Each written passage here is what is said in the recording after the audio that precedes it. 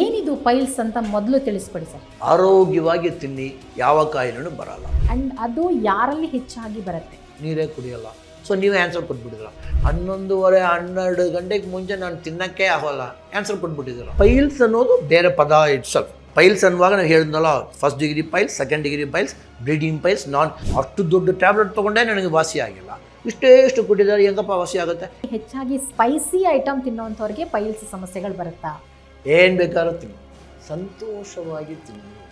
ಒಗ್ಗರಣೆ ಹಾಕುವಾಗ ಒಂದು ಹಾಕ್ತಾರೆ, 15 ಮೆಣಸಿನ್ಕಾಯಿ ಹಾಕ್ತಾರೆ. ಹಸಿರು ಮೆಣಸಿನ್ಕಾಯಿ ಆಗಲಿ ಅಷ್ಟೊಂದು ಬೇಕಾಗಿಲ್ಲ.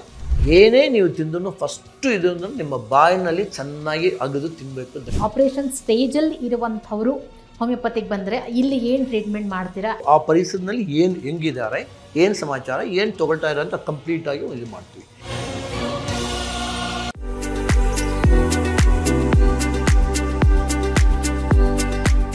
ನಮಸ್ಕಾರ ವೀಕ್ಷಕರೇ, ಸ್ಪೀಡ್ ಹೆಲ್ತ್ ಕೇರ್ ವಿಶೇಷ ಕಾರ್ಯಕ್ರಮಕ್ಕೆ ಸ್ವಾಗತ. ನಾನು ಸುಧಾ ಗೌಡ. ವೀಕ್ಷಕರ, ಇವತ್ತಿನ ಹೆಲ್ತ್ ಕೇರ್ ಕಾರ್ಯಕ್ರಮದಲ್ಲಿ ನಾವು ಪೈಲ್ಸ್ ವಿಚಾರದ ಬಗ್ಗೆ ಮಾತನಾಡ್ತೀವಿ. ಪೈಲ್ಸ್ ಅನ್ನುವಂಥದ್ದು ಎಲ್ಲರಿಗೂ ಒಂದು ಸಾಮಾನ್ಯವಾಗಿರುವಂಥ ಒಂದು ಕಾಯಿಲೆ ಅಂತ ಹೇಳ್ಬೋದು. ಏನು ಪೈಲ್ಸ್, ಯಾಕೆ ಈ ಪೈಲ್ಸ್ ಸಮಸ್ಯೆ ಹೆಚ್ಚಾಗಿ ಇತ್ತೀಚಿನ ದಿನಗಳಲ್ಲಿ ಬರ್ತಾ ಇದೆ, ಯಾರಲ್ಲಿ ಹೆಚ್ಚಾಗಿ ಪೈಲ್ಸ್ ಬರುತ್ತೆ ಮತ್ತು ಯಾಕೆ ಬರುತ್ತೆ, ಪೈಲ್ಸ್ನಲ್ಲೂ ಕೂಡ ಸಾಕಷ್ಟು ಟೈಪ್ಸ್ಗಳಿದೆ, ಆ ಟೈಪ್ಸ್ಗಳು ಯಾರಲ್ಲಿ ಹೆಚ್ಚಾಗಿ ಕಾಣಿಸ್ಕೊಳ್ಳುತ್ತೆ, ಆ್ಯಂಡ್ ಈ ಪೈಲ್ಸ್ಗೆ ಹೋಮಿಯೋಪತಿಯಲ್ಲಿ ಯಾವೆಲ್ಲ ರೀತಿಯಾದಂಥ ಒಂದು ಚಿಕಿತ್ಸೆ ಲಭ್ಯ ಇದೆ, ಪೈಲ್ಸ್ ಸಮಸ್ಯೆ ಬಂದರೆ ಆಪರೇಷನ್ ಮಾಡಿಸ್ಕೊಳ್ಳೇಬೇಕಾ ಅಥವಾ ಆಪರೇಷನ್ ಇಲ್ಲದೇ ಹೋದರೂ ನಾವು ಹೋಮಿಯೋಪತಿ ಚಿಕಿತ್ಸೆ ಮೂಲಕ ಪೈಲ್ಸನ್ನು ಸಂಪೂರ್ಣವಾಗಿ ಗುಣಪಡಿಸ್ಕೊಳ್ಬೋದಾ, ಹಾಗೆ ಪೈಲ್ಸ್ ಸಮಸ್ಯೆ ಇರುವಂಥವರು ಫಾಲೋ ಮಾಡಬೇಕಾಗಿರುವಂಥ ಒಂದು ಡಯಟ್ ಏನು, ಇದೆಲ್ಲದರ ಕುರಿತಾದ ಸಮಗ್ರ ಮಾಹಿತಿಯನ್ನು ಇವತ್ತಿನ ಒಂದು ಸಂಚಿಕೆಯಲ್ಲಿ ತಿಳಿಸ್ಕೊಡ್ತೀವಿ. ಸೊ ಈ ಒಂದು ಪೈಲ್ಸ್ ಬಗ್ಗೆ ಮಾತನಾಡೋದಕ್ಕೆ ಆ್ಯಂಡ್ ಪೈಲ್ಸ್ನ ಟ್ರೀಟ್ಮೆಂಟ್ ಬಗ್ಗೆ ಮಾತನಾಡೋದಕ್ಕೆ ನಮ್ಮ ಜೊತೆ ಸೀನಿಯರ್ ಹೋಮಿಯೋಪತಿ ಕನ್ಸಲ್ಟೆಂಟ್ ಆಗಿರುವಂಥ ಶ್ರೀ GS ಕುಮಾರ್ ಅವರಿದ್ದಾರೆ. ಬನ್ನಿ ಅವನ ಕಾರ್ಯಕ್ರಮಕ್ಕೆ ವೆಲ್ಕಮ್ ಮಾಡೋಣ. ಸರ್ ನಮಸ್ತೆ, ವೆಲ್ಕಮ್ ಟು ದ ಶೋ. ನಮಸ್ಕಾರ ಸರ್, ಪೈಲ್ಸ್ ಅನ್ನುವಂಥದ್ದು ಎಲ್ರಿಗೂ ಒಂದು ಕಾಮನ್ ಪ್ರಾಬ್ಲಮ್ ಆಗಿಬಿಟ್ಟಿದೆ. ಸೊ ಕೆಲವರಿಗೆ ಹೀಟ್ ಜಾಸ್ತಿ ಆದರೆ ಪೈಲ್ಸ್ ಆಗುತ್ತೆ, ಇನ್ನು ಕೆಲವರಿಗೆ ಇಂಡೈಜೆಷನ್ ಆದರೆ ಪೈಲ್ಸ್ ಆಗುತ್ತೆ. ಸೊ ಏನಿದು ಪೈಲ್ಸ್ ಅಂತ ಮೊದಲು ತಿಳಿಸ್ಕೊಡಿ ಸರ್. ಏನೇ ಕಾಯಿಲೆ ಇತ್ತು ಅಂದ್ರೂ ಏನು ಯೋಚನೆ ಮಾಡಬೇಡಿ. ಫಸ್ಟು ಏನಂದರೆ ಮನಸ್ಸಿನಲ್ಲಿ ಒಂದು ಸಂತೋಷ ಇರಬೇಕು. ಇವತ್ತು ಒಂದು ಬೆಳಗ್ಗೆ ತಿಂತಾ ಇದ್ದೀನಿ, ನಾನು ಒಂದು ಬ್ರೇಕ್ಫಾಸ್ಟ್ ತಿನ್ನಬೇಕು. ಕೆಲವು ಟೈಮ್ ಹೇಳ್ತಾರೆ, oh I want to grab my breakfast ಅಂತಾರೆ. ಗ್ರ್ಯಾಬ್ ಅಂದರೆ ಏನು? ಕಿತ್ಕೊಳ್ಳೋದು. ನಿಮ್ಮ ಬ್ರೇಕ್ಫಾಸ್ಟನ್ನು ನೀವು ಯಾಕೆ, ನಿಮ್ಮ ತಿಂಡಿನ ನೀವು ಯಾಕೆ ಕಿತ್ಕೊಳ್ಬೇಕು? ಆರಾಮೆ, ಓಹ್ 2 ಇಡ್ಲಿ ಬಂದಿದೆ, ಒಳ್ಳೆ ಚಟ್ನಿ ಇದೆ, ತೆಂಗಿನಕಾಯಿ ಚಟ್ನಿ ಇದೆ, ಇಲ್ಲಿ ಪಕ್ಕದಲ್ಲಿ ನಮಗೆ ಒಂದು ಟೊಮೆಟೊ ಚಟ್ನಿ ಇದೆ, ಆಮೇಲೆ ಒಂದು ಈ ಥರ ಆ ಸಂತೋಷ ಬರಬೇಕು. ಸಂತೋಷ ಬಂತು ಅಂದರೆ ನಿಮಗೆ ಏನಾಗುತ್ತೆ ಅಂದರೆ ಬಾಯಿನಲ್ಲಿ ಜೊಳ್ಳು ಬರುತ್ತೆ. ಜೊಳ್ಳು ಬಂತಂದರೆ ಆಹಾ ಇವತ್ತು ಇಡ್ಲಿ ಎಷ್ಟು ಚೆನ್ನಾಗಿದಪ್ಪ, ಆ ತೆಂಗಿನಕಾಯಿ ಚಟ್ನಿ ಎಷ್ಟು ಚೆನ್ನಾಗಿರಪ್ಪ, ಇವಾಗ ಈ ಹೆಬ್ಬಾಗಲಿಂದ ನಮಗೆ ತಿಂತೀರ. ಫಸ್ಟ್ ಕ್ಲಾಸಾಗಿ ಹೋಗಿ ನಿಮ್ಮ ಇಲ್ಲಿ ಕರಳು ಇರುತ್ತೆ, ನಮ್ಮ ಹೊಟ್ಟೆಯಲ್ಲಿ ಏನಾಗುತ್ತೆ ಅಂದರೆ ಒಳ್ಳೆ ಜೀರ್ಣ ಆಗುತ್ತೆ. ಒಳ್ಳೆ ಜೀರ್ಣ ಆಯಿತು ಅಂದರೆ ಒಳ್ಳೆ ಗ್ಯಾಸ್ಟ್ರಿಕ್ ಕಂಪ್ಲೇಂಟ್ಸ್ ಏನು ಬರೋಲ್ಲ. ಗ್ಯಾಸ್ಟ್ರಿಕ್ ಕಂಪ್ಲೇಂಟ್ಸ್ ಬಂದು ಅಂದರೆ ಪೈಲ್ಸ್ ಇರಲಿ ಏನೇ ಇರಲಿ ಯಾವ ಕಾಯಿಲೆನೂ ಬರೋಲ್ಲ. ಸಾಧಾರಣವಾಗಿ ನಾವು ಹೇಳ್ತಾ ಇತ್ತು ಅಂದರೆ ಏನು ನೀವು ತಿಂತಾ ಇದೆಯಾ ಅಂತ ಇಂಪಾರ್ಟೆಂಟ್ ಅಲ್ಲ, ಏನು ನಿನ್ನ ತಲೆಯನ್ನು ತಿಂತಾ ಇದೆ, ವಾಟ್ ವಿ ಯೂಸ್ ಟು ಕಾಲ್ ಎಲ್ಲ ಡಿಸೀಸ್ಗೂ ಕಾರಣ ಅಂದರೆ ಸೋಮ ಅಂದರೆ ನಮಗೆಲ್ಲ ಸೋಮಾರಿ ಅಂತ ಹೇಳ್ತೀವಿ ನಾವು. ಸೋಮ ಅಂದರೆ ನಮ್ಮ ದೇಹ, ಸೈಕೋ ಅಂದರೆ ಮನಸ್ಸು ಯಾವಾಗಲೂ ಒಂದು ಕುತೂಹಲ ಇರಬೇಕು, ಒಂದು ಉತ್ಸಾಹ ಇರಬೇಕು, ಒಂದು ಹುಮ್ಮಸ್ಸು ಇರಬೇಕು, ಸಂತೋಷವಾಗಿ ಇತ್ತು. ಬೆಳಗ್ಗೆ 9 to 9:30 ನಿಮಗೇನು ಸಿಗುತ್ತೋ, ಬಾಳಿಗೆ ಬಂದದ್ದು ಪಂಚಾಮೃತ ಅಂತ ಹೇಳ್ತಾರೆ, ಆರೋಗ್ಯವಾಗಿ ತಿನ್ನಿ, ಯಾವ ಕಾಯಿಲೆನೂ ಬರಲ್ಲ. ಆಯ್ತಪ್ಪ ಕುಮಾರ, ನೀವು ಹೇಳೋದೆಲ್ಲ ನಾನು ಕೇಳಿಬಿಟ್ಟಿದ್ದೀನಿ, ಈಗ ಏನೂ ನಡೀತಾ ಇಲ್ಲ, ನನಗೆ ಪೈಲ್ಸ್ ಬಂದುಬಿಟ್ಟಿದೆ. ಪೈಲ್ಸ್ ಏನು ಅಂದರೆ ಒಂದು ಮೇಲೆ ಒಂದು ಬಿದ್ದಿದೆ, ಒಂದು ಮೇಲೆ ಒಂದು ಬಿದ್ದಿದೆ ಅಂತ ನಾವು ಹೇಳ್ತೀವಿ. ಇವಾಗ ಏನು ಮೇಲೆ ಏನು ಬಿದ್ದಿದೆ, ಯಾಕೆ ಬಿದ್ದಿದೆ ಅಂತ ನಾವು ತಿರ್ಗಿ ತಿಳ್ಕೊಳ್ಳೋಣ. ಇವಾಗ ಏನಾಯ್ತಪ್ಪ ಅಂದರೆ ಕಣ್ಣು ಹೇಳ್ತಾಯಿತ್ತು, ನಾನು ನಿಮ್ಮ ದೇಹದಲ್ಲಿ ತುಂಬ ಇಂಪಾರ್ಟೆಂಟು, ನಾನಿಲ್ಲ ಅಂದರೆ ನೀವು ಏನು ನಿಮಗೆ ಇಡ್ಲಿ ಅಂತಲೂ ಗೊತ್ತಾಗಲ್ಲ, ಆ ಚಟ್ನಿನಂತೂ ಗೊತ್ತಾಗಲ್ಲ, ನಿಮಗೆ ಆರೋಗ್ಯ ಬರೋಲ್ಲ, ನಾನೇ ನಿಮ್ಮ ದೇಹಕ್ಕೆ ತುಂಬ ಇಂಪಾರ್ಟೆಂಟ್ ಅಂತ ಹೇಳ್ತು. ನೀನೇನೋ ಹಂಗೆ ಹೇಳ್ತಾ ಇದೆಯಾ? ಕಿವಿ ಹೇಳ್ತಾಯಿತ್ತು, ನೀವು ಮಾತಾಡ್ತೀಯಲ್ಲ, ಈಗ ಇಡ್ಲಿ ಅಂತ ಗೊತ್ತಾಗಬೇಕು, ಚಟ್ನಿ ಅಂದರೆ ಗೊತ್ತಾಗಬೇಕು, ಚಟ್ನಿ ಅಂತ ಅವ್ರು ಹೇಳ್ತಾರೆ ಅಂದರೆ ಈಗ ನಿಮಗೆ ಆರೋಗ್ಯ ಬರಬೇಕು ಅಂತ ತಿಳ್ಕೊಳ್ಬೇಕಂದ್ರೆ ಕಿವಿ ಹೇಳ್ತಾಯಿತ್ತು, ನಾನಿಲ್ಲ ಅಂದರೆ ಏನು ಮಾಡೋಕ್ಕಾಗಲ್ಲ, ಕಿವಿಯೇ ತುಂಬ ಇಂಪಾರ್ಟೆಂಟ್ ಅಂತ ಹೇಳ್ತಾಯಿತ್ತು.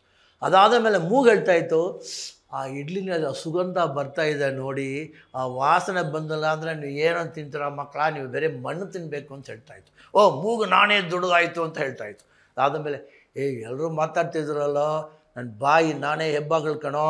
ನಿಮ್ಮ ದೇಹಕ್ಕೆ ಬಾಯಿನಲ್ಲಿ ಬಿಡಿಸಿ ಹಾಲಿನಲ್ಲಿ ಚೆನ್ನಾಗಿ ಅಗದು ಆ ಜೊಳ್ಳು ಬಿದ್ದು ಸೊಳ್ಳ ಎಂಜಲು ಬಂದಾದ ಮೇಲೆ ಅದು ಜೀರ್ಣ ಆಗಬೇಕು ಅಂದರೆ ನನ್ನ ಹೆಬ್ಬಾಗಲೇ ಇಂಪಾರ್ಟೆಂಟ್ ಕಣೋ ಅಂತೇಳಿ ಈ ಥರ ಒಬ್ಬೊಬ್ಬರು ಎಲ್ಲ ಮಾಡ್ತಾಯಿತ್ತು. ಕೊನೆಯಲ್ಲಿ ಮಕ್ಕಳ ನಾನು ನೋಡ್ತಾ ಇದ್ದೀನಿ ಕಣೋ, ಎಲ್ಲ ನೀವೆಲ್ಲ ತುಂಬ ಕೊಬ್ಬಿಂದ ಮಾತಾಡ್ತೀರ ಅಂತ ಕೂದಿತ್ತು. ಅವಾಗ ತಮಾಷೆ ಹತ್ರ ಹೇಳೋರು, ಬ್ಲಡಿ ಎಲ್ ಬೆಳೆ ಶಿಟ್, ದ ಬಾಸ್ ಇಸ್ ಆಲ್ವೇಸ್ ಶಿಟ್ ಅಂತ ಹೇಳೋರು. ಅಂದರೆ ಕುಲದ್ವಾರ ಹೇಳ್ತಾ ಇತ್ತು, ಮಕ್ಕಳ ನೀವು ಎಲ್ಲ ತಿಂದುಬಿಟ್ಟಿದ್ದೀರಾ, ಕಣ್ಣು ನೋಡಿ ತಿಂದುಬಿಟ್ಟಿದ್ದೀರಾ, ಆ ಕಿವಿನಲ್ಲಿ ಒಳ್ಳೆಯದು ಅಂತ ಹೇಳಿ ತಿಂದುಬಿಟ್ಟಿದ್ದೀರಾ, ಬಾಯಿನಲ್ಲಿ ರುಚಿ ಅಂತ ತಿಂದುಬಿಟ್ಟಿದ್ದೀರಾ, ಜೀರ್ಣ ಯಾರು ಮಾಡಬೇಕು? ಆಮೇಲೆ ನೀವು ತಿಂದಿದ್ದೆಲ್ಲ ಹೊರಗೆ ಹೋಗ್ಬೇಕಲ್ಲ, ವಿಸರ್ಜನೆ ಮಾಡಬೇಕಲ್ವೋ, ಅದು ಯಾರು ಮಾಡ್ತಾರೆ? ನಾನೇ ಅಂತ ಹೇಳಿತು. ಸೊ ಕುಲದ್ವಾರ ಈಸ್ ವೆರಿ ಇಂಪಾರ್ಟೆಂಟ್. ಕುಲದ್ವಾರ ಏನಾಗುತ್ತೆ ಅಂದರೆ ನೀವು ಹೆಬ್ಬಾಗಲಿಂದ ಹೋಗಿರೋದು ಒಂದೊಂದು ಆಹಾರಗಳು ನಿಮಗೆ ಬೇಕಾಗಿದೆ ಕ್ಯಾಲ್ಶಿಯಂ, ನಿಮಗೆ ಬೇಕಾಗಿದೆ ಪೊಟ್ಯಾಷಿಯಮ್, ನಿಮಗೆ ಬೇಕಾಗಿದೆ ಜಿಂಕ್ ಅಂತ ಹೇಳ್ತೀವಿ ನಾವು, ಮೈಕ್ರೋನ್ಯೂಟ್ರಿಯೆಂಟ್, ಮ್ಯಾಕ್ರೋನ್ಯೂಟ್ರಿಯೆಂಟ್, ಕಾರ್ಬೋಹೈಡ್ರೇಟ್ ಆಗಲಿ ಪ್ರೋಟೀನ್ ಆಗಲಿ ಎಲ್ಲನೂ ಗ್ರಹಿಸ್ಕೊಂಡು ನಿಮ್ಮ ದೇಹದಲ್ಲಿ ಯಾವ ಒಂದು ಪದಾರ್ಥ ನಿಮಗೆ ಆಗಬೇಕಾದ್ರೆ what we use to call faecal contaminant, ಇಲ್ಲಾಂದರೆ ನಾವು ಒಂದು ವಿಸರ್ಜನೆ ಮಾಡ್ತೀವಿ. ನಾವೆಲ್ಲ ಬುದ್ಧಿಜೀವಿಗಳು, ಚೆನ್ನಾಗಿರುತ್ತೆ, ಒಂದು ಜಾಗ ನಮಗೆ ಸಿಗಬೇಕು, ಅಲ್ಲಲ್ಲಿ ಹೋಗಿ ನಾವೆಲ್ಲ ಹಾಳು ಮಾಡಬಾರ್ದು. ಎಲ್ಲಿ ಕರೆಕ್ಟ್ ಟೈಮಲ್ಲಿ ಮಾಡ್ತೀವಲ್ಲ ಅದು sometimes we have to blame the gents. ಏನೋ ಒಂದು ಅರ್ಜೆಂಟ್ ಅಂದರೆ ಅಲ್ಲೇ ಒಂದು ಕಡೆ ಪ್ಯಾಂಟ್ ತೆಗೆಸ್ಕೊಂಡು ಬಿಡ್ತಾರೆ, ಎಲ್ಲ ಅಲ್ಲಲ್ಲಿ ಇದು ಮಾಡಿಬಿಡ್ತಾರೆ. So the natural call comes ಅಂದರೆ ಒಂದು ಕಡೆ ಹೋಗಿ ಸಾಧಾರಣವಾಗಿ ಒಳಗೆ ಕೂತ್ಕೊಂಡು ಅದರಲ್ಲಿ ವಿಸರ್ಜನೆ ಮಾಡಬೇಕು. ದಟ್ ಈಸ್ ಕಾಲ್ ಸಾಧಾರಣವಾಗಿರೋದು. ಒಳ್ಳೆ ಪದಾರ್ಥ ತಿಂದಿದ್ದೀರಾ, ಸಂತೋಷವಾಗಿ ತಿಂದಿದ್ದೀರಾ, ಏನು ತೊಂದರೆ ಇಲ್ಲ. ಒಂದು ದಿವಸ ಆಯಿತು, ಬೆಳಗ್ಗೆ 5 ನಿಮಿಷ ಹೋಗಿ ನಾನು ಟಾಯ್ಲೆಟ್ನಲ್ಲಿ ಕೂತ್ಕೊಳ್ತೀನಿ, ಏನು ತೊಂದರೆ ಇಲ್ಲ, ವಿಸರ್ಜನೆ ಆಯಿತು. ಈ ಕುಮಾರ ಒಳ್ಳೆಯವನಲ್ಲ, ಹೇಳೋದು ಕೇಳೋಲ್ಲ, ನನಗೆ ಯಾವಾಗಲೂ ಸ್ವಲ್ಪ ಬಾಟ್ಲ್ ಬೇಕು ಅಂತಾನೆ, ಇಲ್ಲಾಂದರೆ ಹಿಂಗೇನೋ ಬೇಕು ಅಂತಾನೆ. ಇವಾಗ ಈ ತಿನ್ನೋದು, ಓಹ್ ಅರ್ಜೆಂಟ್ ಅಂದಾಗ ಏನು ಮಾಡಿದೆಯಾ ಕಣೆ ನೀನು, ಏನು ಇಡ್ಲಿನಾ, ಇದು ಇಡ್ಲಿ ಥರನ ಕಾಣ್ತಾ ಇದೆ, ಏನು ಸೊಪ್ಪು ಮಾಡಿದೆಯಾ, ಇದು ಮಾಡಿದೆಯಾ, ಏನು ಚೆನ್ನಾಗಿಲ್ಲ, ಮುದ್ದೆ ಅಂತಾರ ಏನಿದೆ ಅಂತೊಟ್ಟ ನೋಡಿ, ತಲೆ ನಿಮ್ಮನ್ನು ತಿಂತಾ ಇದೆ. ಏನು ತಿಂತೀರಾ ಅಂತ ನಿಮ್ಗೆ ಗೊತ್ತಾಗಿತ್ತಲ್ಲ, ತಲೆ ತಿಂತಾ ಇದೆ. ಒಳಗೆ ತಕ್ಷಣ ಡಾಕ್ಟ್ರೇ ನನಗೆ ಯಾವಾಗಲೂ ಒಂಥರ ಬಿಗಿ ಆಗಿಬಿಡುತ್ತೆ, ಫ್ಲ್ಯಾಟ್ ಲೋನ್ಸ್ ಆಗಿಬಿಡುತ್ತೆ, ಕೆಟ್ಟ ಸ್ಮೆಲ್ಲು, ಫೌಲ್ ಸ್ಮೆಲ್, ಗ್ಯಾಸ್ ಹೋಗ್ತಾ ಇದೆ, ಆಮೇಲೆ ಕೆಳಗೆ ಉರಿ ಡಾಕ್ಟ್ರೇ ನಾನು ಕೂತ್ಕೊಳ್ಳೋಕ್ಕೆ ಆಗಲ್ಲ ಅಂತ. ಮಗ ಕರೀತಾ ಇದ್ದಾನೆ, ಅಪ್ಪ ಟಾಯ್ಲೆಟನ್ನು ಹೊರಗೆ ಬಾ, 7 ಗಂಟೆ ಆಯಿತು. ಅಪ್ಪ ಮಗಳು ಬಂದು ಕರೀತಾ ಇದ್ದಾಳೆ, ಅಪ್ಪ ಹೊರಗೆ ಬಾ, 7:15 ಆಯಿತು. ಟಾಯ್ಲೆಟ್ನಲ್ಲಿ ಕೂತ್ಕೊಳ್ತಾನೆ, ವಿಸರ್ಜನೆ ಆಗ್ತಾ ಇಲ್ಲ. ವಾಟ್ ವಿ ಯೂಸ್ ಟು ಕಾಲ್ ಮಲಬದ್ಧತೆ. ಒಂದು ಮೇಲೆ ಒಂದು ಬಿದ್ದಿದ್ದರೆ ಕುಲದ್ವಾರದಲ್ಲಿ ಏನಿರುತ್ತೆ ಅಂದರೆ ಒಂದು ಎಲಾಸ್ಟಿಸಿಟಿ ಇರುತ್ತೆ, ರಬ್ಬರ್ ಬ್ಯಾಂಡ್ ಥರ. What we use to call ಅಂದರೆ ಅಲ್ಲಿ ಒಂದು ಆ್ಯನಲ್ ಆರಿಫಿಸ್. ಆ ಕುಲದ್ವಾರ ಆರಿಫಿಸನ್ನು ಹೇಗೆ ಬಂದರೆ ಹುಟ್ಟಿದ ಕ್ಷಣದಿಂದ ನಿಮ್ಮ ಅಜ್ಜಿ ಬಂದು ಕೇಳ್ತಾಳೆ, ಏನೇ ಹೊಟ್ಟೆ ಕ್ಲೀನ್ ಆಯಿತಾ, ನಿಮ್ಮ ಮಗು ಕಕ್ಕಸ್ ಹೋಯ್ತಾ, ಒಂದ ಹೋಯ್ತಾ 2 ಹೋಯ್ತಾ ಅಂತ ಕೇಳ್ತಾ ಇರ್ತಾಳೆ. ಇದು ತುಂಬ ಇಂಪಾರ್ಟೆಂಟ್. ಬಾಯಿನಲ್ಲಿ ಹೆಂಗೆ ಒಂದು ಚಿಕ್ಕ ಮಗು ಹಾಲು ಕುಡಿಯೋಕ್ಕೂ ಶುರುವಾಯಿತು, ಆ ದೇಹಕ್ಕೆ ಏನೆಲ್ಲ ಬೇಕೋ ತೊಗೊಂಡು ಕೊನೆಯಲ್ಲಿ ಡೈಲಿ ಆ ಮಗುಗೆ ಏನು ಮಾಡೋದು, ಚಿಕ್ಕ ಮಗು ಏನು ಮಾಡಬೇಕು, ಒಂದ ಹೋಗಬೇಕು ಕಕ್ಕಸ್ ಹೋಗಬೇಕು, ಒಂದ ಹೋಗಬೇಕು ಕಕ್ಕಸ್ ಹೋಗಬೇಕು ಅಂತಲೇ ನೀವು ಕ್ಲೀನ್ ಮಾಡಬೇಕು. ಇದು ಅಜ್ಜಿ ಇಸ್ ಅ ಬ್ಯೂಟಿಫುಲ್ ಪೀಡಿಯಾಟ್ರಿಷಿಯನ್. ಅವ್ರು ಬಂದು ಕೇಳ್ತಾಳೆ, ಏನು ತಿಂತು, ಏನೋ ಹಾಲು ಕುಡಿಸಿದ್ಯಾ, ಅದೆಲ್ಲ ಕೇಳಲ್ಲ. ವಿಸರ್ಜನೆ ಆಯಿತಾ, ಟಾಯ್ಲೆಟ್ ಹೋಯ್ತಾ ಅಂದರೆ ಸಿಸ್ಟಮ್ ಚೆನ್ನಾಗಿದೆ, ನಿಮಗೆ ಪೈಲ್ಸು. ಸೊ ಚಿಕ್ಕ ಹುಡುಗರಿಂದ ಕೆಲವು ಟೈಮ್ನೇ ಪಾಪ ತುಂಬ ಅನ್ಫಾರ್ಚುನೇಟ್, ಕೆಲವರಿಗೆ ಆ ಕುಲದ್ವಾರ ಒಂದು ಹುಟ್ಟಿದಂದೇ ಸರಿ ಇರೋಲ್ಲ. That's also called as a piles, haemorrhoids ಅಂತ ಹೇಳ್ತೀವಿ ನಾವು. What is haemorrhoids, will come back and then see. So ಈ ಥರ ಆಗುತ್ತಂದರೆ ಆ ಒಳಗಿರೋದು ಎಲಾಸ್ಟಿಸಿಟಿ ಏನಾಗುತ್ತೆ ಅಂದರೆ ಒಡೆದೋಗ್ಬಿಡುತ್ತೆ. ಒಡೆದೋದ ತಕ್ಷಣ ಏನಾಗುತ್ತೆ, ಫಾರ್ ಎಕ್ಸಾಂಪಲ್ ಹಿಂಗಿರುವಾಗ what we use to calls ಅಂದರೆ 1st degree piles, 2nd degree piles, 3rd degree piles, 4th degree piles, 5th degree piles ಅಂತ ನಾವು 4th ಡಿಗ್ರಿನೇ ಇಟ್ಕೊಳ್ಳೋಣ ಅಷ್ಟೇ. 4 ಡಿಗ್ರಿ ಪೈಲ್ಸ್ ಏನಾಗುತ್ತೆ ಅಂದರೆ ಇದು ಎಲಾಸ್ಟಿಸಿಟಿ ಮಾಡಿ ಆ ಕಡೆ ಬಿಟ್ಬಿಟ್ಟು ಸಾಧಾರಣವಾಗಿ ಏನಾಗುತ್ತೆ ಅಂದರೆ ಇಲ್ಲಿ ಒಂದು ಚಿಕ್ಕು ಇದು ಮಾತ್ರ ಇಟ್ಕೊಳ್ಳೋಣ, ಇಷ್ಟೇ ಒಂದು ಚಿಕ್ಕದು ಹೊರಗೆ ಬಂದುಬಿಡುತ್ತೆ. ಡಾಕ್ಟ್ರೇ ನಾನು ಹೋಗಿ ಕೂತ್ಕೊಂಡ್ರೆ ವಿಸರ್ಜನೆ ಮಾಡೋಕ್ಕೆ ಆಗೋಲ್ಲ. ಆವಾಗ ಏನಾಗುತ್ತೆ, what we use to call protruding piles. ಆ ಥರ ಒಂದು ನೋವು ಬರುತ್ತೆ. ಆ ನೋವು ಯಾವಾಗಲೂ ಕೆಂಪುಗೆ, this is called as sinusoids. ಅಂದರೆ ಅಲ್ಲಿ ರಕ್ತ ಚಲನ ನಡೀತಾ ಇರುತ್ತೆ. ರಕ್ತ ಚಲನ ಬರುವಾಗಂದ್ರೆ ಯಾನಲ್ ಅದು ಕುಲದ್ವಾರಕ್ಕೆ ಬಂದು ಒಂದು ಆರೋಗ್ಯ ಬರಬೇಕು. ಸೊ ಹುಟ್ಟಿದಿಂದ ಕೊನೆ ಕ್ಷಣ ತನಕ ಅದು ಎಲಾಸ್ಟಿಸಿಟಿ ಚೆನ್ನಾಗಿರಬೇಕು. ನಿಮ್ಮ ಆಹಾರ ಪದ್ಧತಿ ಚೆನ್ನಾಗಿದೆ, ಸಂತೋಷವಾಗಿ ತಿಂತಾ ಇದ್ದೀರಾ, ಕರೆಕ್ಟಾಗಿ ನೀರು ಕುಡಿತಾ ಇದ್ದೀರಾ, ಈ ಎಲಾಸ್ಟಿಸಿಟಿ ಮೇಂಟೈನ್ ಮಾಡ್ಕೊಳುತ್ತೆ. ಹುಟ್ಟಿದ ಜಾಗದಿಂದ ಕೊನೇ ದಿವಸ ತನಕ ನಿಮಗೆ ಎಲಾಸ್ಟಿಸಿಟಿ ಚೆನ್ನಾಗಿರುತ್ತೆ. ನಾವೇನು ಕೇಳಲ್ಲ, ಅಭ್ಯಾಸ ಚೆನ್ನಾಗಿಲ್ಲ ಅಂದರೆ ವಾಟ್ ಮೀನ್ಸ್ 1st ಡಿಗ್ರಿ ಹೇಳುತ್ತೆ, ಕಣೋ ಸರಿಯಾಗಿ ನೋಡ್ಕೋ, ಕುಡಿಯೋದು ನಿಲ್ಲಿಸ್ಕೊಂಡ್ಬಿಡು, ಜಾಸ್ತಿ ಇದೆಲ್ಲ ನೀನು ಅದು ಹೇಳ್ತಾರಲ್ಲ ಏನೇನೋ ಇದೆ ಅಂತ, ಪಾನ್ ಪರಾಗ್ ಅಂತಾರೆ, ಹೊಗೆ ಸೊಪ್ಪು ಅಂತಾರೆ, ಕಡ್ಡಿ ಪುಡಿ ಅಂತಾರೆ, ಏನೇನೋ ಹೊಸ ಹೊಸ ಬ್ರ್ಯಾಂಡ್. ಸರ್ ಇದೆಲ್ಲ ನೀವು ಕೇಳಿದ್ರೆ ನೀವು ಹನ್ಸ್ ಕೇಳಿಲ್ವಲ್ಲ ಅಂತಾರೆ, ಏನೇನೋ ಬ್ರ್ಯಾಂಡ್ ಎಲ್ಲ ಇರುತ್ತೆ. ಸೊ ಇದೆಲ್ಲ ಈ ಲಾಗರಿ ವಸ್ತುಗಳು. ಈ ಲಾಗರಿ ವಸ್ತುಗಳು ನೀವು ಹೋಗ್ತಾ ಇರುವಾಗ ಏನಾಗುತ್ತೆ ಅಂದರೆ ಇಲ್ಲಿಂದ ಶುರುವಾಗುತ್ತೆ. ನಿಮ್ಮ ಹೊಟ್ಟೆನಲ್ಲಿ ಇರೋದು ಆ what we use to call ಅಂದರೆ ಡೈಜೆಸ್ಟಿವ್ ಎನ್ಸೈಮ್ಸ್. ಈ ಡೈಜೆಸ್ಟಿವ್ ಎನ್ಸೈಮ್ಸ್ ಸರಿ ಬರೋಲ್ಲ. ಯಾಕಂದರೆ ಬಾಯಿನಲ್ಲಿ ಯಾವಾಗಲೂ ನೀರು ಇಟ್ಕೊಂಡಿರ್ತಾರೆ, ಕೆಲವರು ಬೀದಿನಲ್ಲೆಲ್ಲ ಊದ್ಕೊಂಡು ಹೋಗ್ತಾ ಇರ್ತಾರೆ. ಸೊ ಇದೆಲ್ಲ ಏನಾಗುತ್ತೆ ಅಂದರೆ ಒಳ್ಳೆ enzymes will not work properly. ಆವಾಗ ಏನಾಗುತ್ತೆ ಅಂದರೆ ನಿಮಗೆ ಕಾರ್ಬೋಹೈಡ್ರೇಟು ಅಂತ ಗ್ರಹಿಸ್ಕೊಳ್ಳೋಕ್ಕಾಗಲ್ಲ. ನೀವು ತಿಂತಾ ಇರೋದು ಎಲ್ಲಿ ಹೋಗ್ತಾ ಇದೆ? ನಿಮ್ಮ ದೇಹಕ್ಕೆ ಒಳಗೆ ಹೋಗಿ ನಿಮಗೊಂದು ಆರೋಗ್ಯ ಕೊಡಬೇಕು. ಅದು ಸುಮ್ಮನೆ ಟಾಯ್ಲೆಟ್ನಲ್ಲಿ ಹೋಗಿ ಕೂತ್ಕೊಂಡು ಹೊರಗೆ ಬರೋಕ್ಕಾಗಲ್ಲ. ಡಾಕ್ಟ್ರೇ ಮಲಬದ್ಧತೆ ಆಗಿಬಿಟ್ಟದೆ, ಒಂದು ಅರ್ಧ ಗಂಟೆ ಕೂತ್ಕೊಂಡು ನಮಗೆ ಬರೋಲ್ಲ. ಕೆಲವು ಟೈಮ್ಲಿ ವಿಸರ್ಜನೆ ಮಾಡಿ ಬಂದ ತಕ್ಷಣ ಡಾಕ್ಟ್ರೇ ಸಿಕ್ಕಾಬಟ್ಟೆ ಉರಿ ಇರುತ್ತೆ ಡಾಕ್ಟರ್ ಅಂತ ಹೇಳ್ತಾರೆ. This is called as first degree piles, where the elasticity is gone but ಹೊರಗೆ ಬಂದಿಲ್ಲ. ದೆನ್ ಸೆಕೆಂಡ್ ಡಾಕ್ಟ್ರೇ ಯಾವಾಗಲೂ ಒಂದ್ಸಲಿ ಒಂದು ಅರ್ಧ ಗಂಟೆ 1 ಗಂಟೆ ನಾವು ಕೂತ್ಕೊಂಡಿತ್ತು ಅಂದರೆ ಆಮೇಲೆ ಅಂದರೆ they use to call faecal contaminate. ವಿಸರ್ಜನೆ ಮಾಡ್ತಾ ಇರೋದು ಟಾಯ್ಲೆಟ್ ಇದರಲ್ಲಿ ಸ್ಟ್ರೀಕ್ಸ್ ಆಫ್ ಬ್ಲಡ್ ಅಂತ ಹೇಳ್ತೀವಿ. ಬರ್ತಾ ಇದೆ, ಇವನ ಆರೋಗ್ಯ ಸ್ವಲ್ಪ ಚೆನ್ನಾಗಿಲ್ಲ, ಫಸ್ಟ್ ಸಿಗ್ನಲ್ ಕೊಟ್ಟಿದೆ. ಇವನು ಇವಾಗಲೇ ಓಕೆಪ್ಪ ನಾನು ನೀರು ಸರಿಯಾಗಿ ಕೊಡ್ತೀನಿ, ವಿಪರೀತ ಖಾರ ತಿನ್ನೋಲ್ಲ, ಒಂದು ಸಂತೋಷವಾಗಿ ಪಾಪ ಡಾಕ್ಟರ್ ಕುಮಾರ್ ಅವರು ಹೇಳಿದ್ದಾರೆ ಒಳ್ಳೇದು ಮಾಡ್ಕೊಳ್ತೀನಿ, ಅಭ್ಯಾಸಗಳೆಲ್ಲ ಸ್ವಲ್ಪ ಕಮ್ಮಿ ಮಾಡ್ಕೊಳ್ತೀನಿ, ಕುಡಿಯೋದೆಲ್ಲ ಇದೆಲ್ಲ ಕಮ್ಮಿ ಮಾಡ್ಕೊಳ್ತೀನಿ ಅಂದ ತಕ್ಷಣ this can go back, it's reversible ಅಂತ ಹೇಳ್ತೀವಿ. ಆವಾಗ ಉರಿ ಬರೋಲ್ಲ, ನಿಮ್ಮ ಮಗು ಬಂದು ಕರಿಬೇಕಾಗಿಲ್ಲ, ಮಗಳು ಬಂದು ಕರಿಬೇಕಾಗಿಲ್ಲ, ಇಲ್ಲಾಂದ್ರೆ ನಿಮ್ಮ ಹೆಂಡತಿ ಬಂದಲ್ಲಿ ಟಾಯ್ಲೆಟನ್ನು ಓಪನ್ ಮಾಡಿ ನಿಮ್ಮನ್ನು ಓಡಿಸ್ಬೇಕಾಗಿಲ್ಲ, ಇದೇ ಸರಿಯಾಗತ್ತೆ. ಆವಾಗಲೂ ಇವರು ಕೇಳೋಲ್ಲ. ಫಸ್ಟ್ ಡಿಗ್ರಿಯಿಂದ ಏನಾಗುತ್ತೆ ಅಂದರೆ ವಾಟ್ ವಿ ವಿಲ್ ಕಾಲ್ ಏನೋ ಅಭ್ಯಾಸ ಇನ್ನೂ ಸರಿ ಮಾಡ್ಕೊಂಡಿಲ್ಲ, ಯಾವಾಗಲೂ ಪಾಪ ಒತ್ತಡ, ಟೆನ್ಷನ್, ಆಫೀಸ್ಗೆ ಹೋಗಿದ್ರೆ ಕಷ್ಟ ಬರುತ್ತೆ, ಇದು ಆಗುತ್ತೆ, ಏನಪ್ಪ ಸುಧಾರಿಸ್ಕೊಳ್ಳೋಕ್ಕಾಗುತ್ತೆ ಅಂತ. ಆವಾಗ ತಿನ್ನೋದು ಹೇಳಿದ್ನಲ್ಲ, ನಿಮ್ಮ ತಲೆಯನ್ನು ನಿಮ್ಮ ಯೋಚನೆ ತಿಂತಾ ಇದೆ, ಆ ಫುಡ್ಡನ್ನು ನೀವು ತಿಂತಾ ಇಲ್ಲ, ಆ ಬಾಯಿನಲ್ಲಿ ಜೋಳು ಬರ್ತಾ ಇಲ್ಲ. ಆವಾಗ ಏನಾಯಿತು, ಫಸ್ಟ್ ಸ್ಟಿಕ್ಸ್ ಆಫ್ ಬ್ಲಡ್ ಆ ವಿಸರ್ಜನೆ ಮಾಡೋ ಇದರಲ್ಲಿ ಸ್ವಲ್ಪ ಬ್ಲಡ್ ಬರ್ತಾಯಿತ್ತು. ಇವಾಗ ಏನಂತಂದರೆ ಡಾಕ್ಟ್ರೇ ಟಾಯ್ಲೆಟು ಹೋಗಿ ನಾವು ಬಂದು ಕೂತ್ಕೊಂಡ್ರೆ ಇಡೀ 3 ಗಂಟೆ 4 ಗಂಟೆ ಉರಿ ಇರುತ್ತೆ ಡಾಕ್ಟ್ರೇ, ಸ್ವಲ್ಪ ಬ್ಲಡ್ ಸ್ಟ್ರೀಕ್ ಅಲ್ಲಿಗೆ ಬೀಳ್ತಾ ಇದೆ.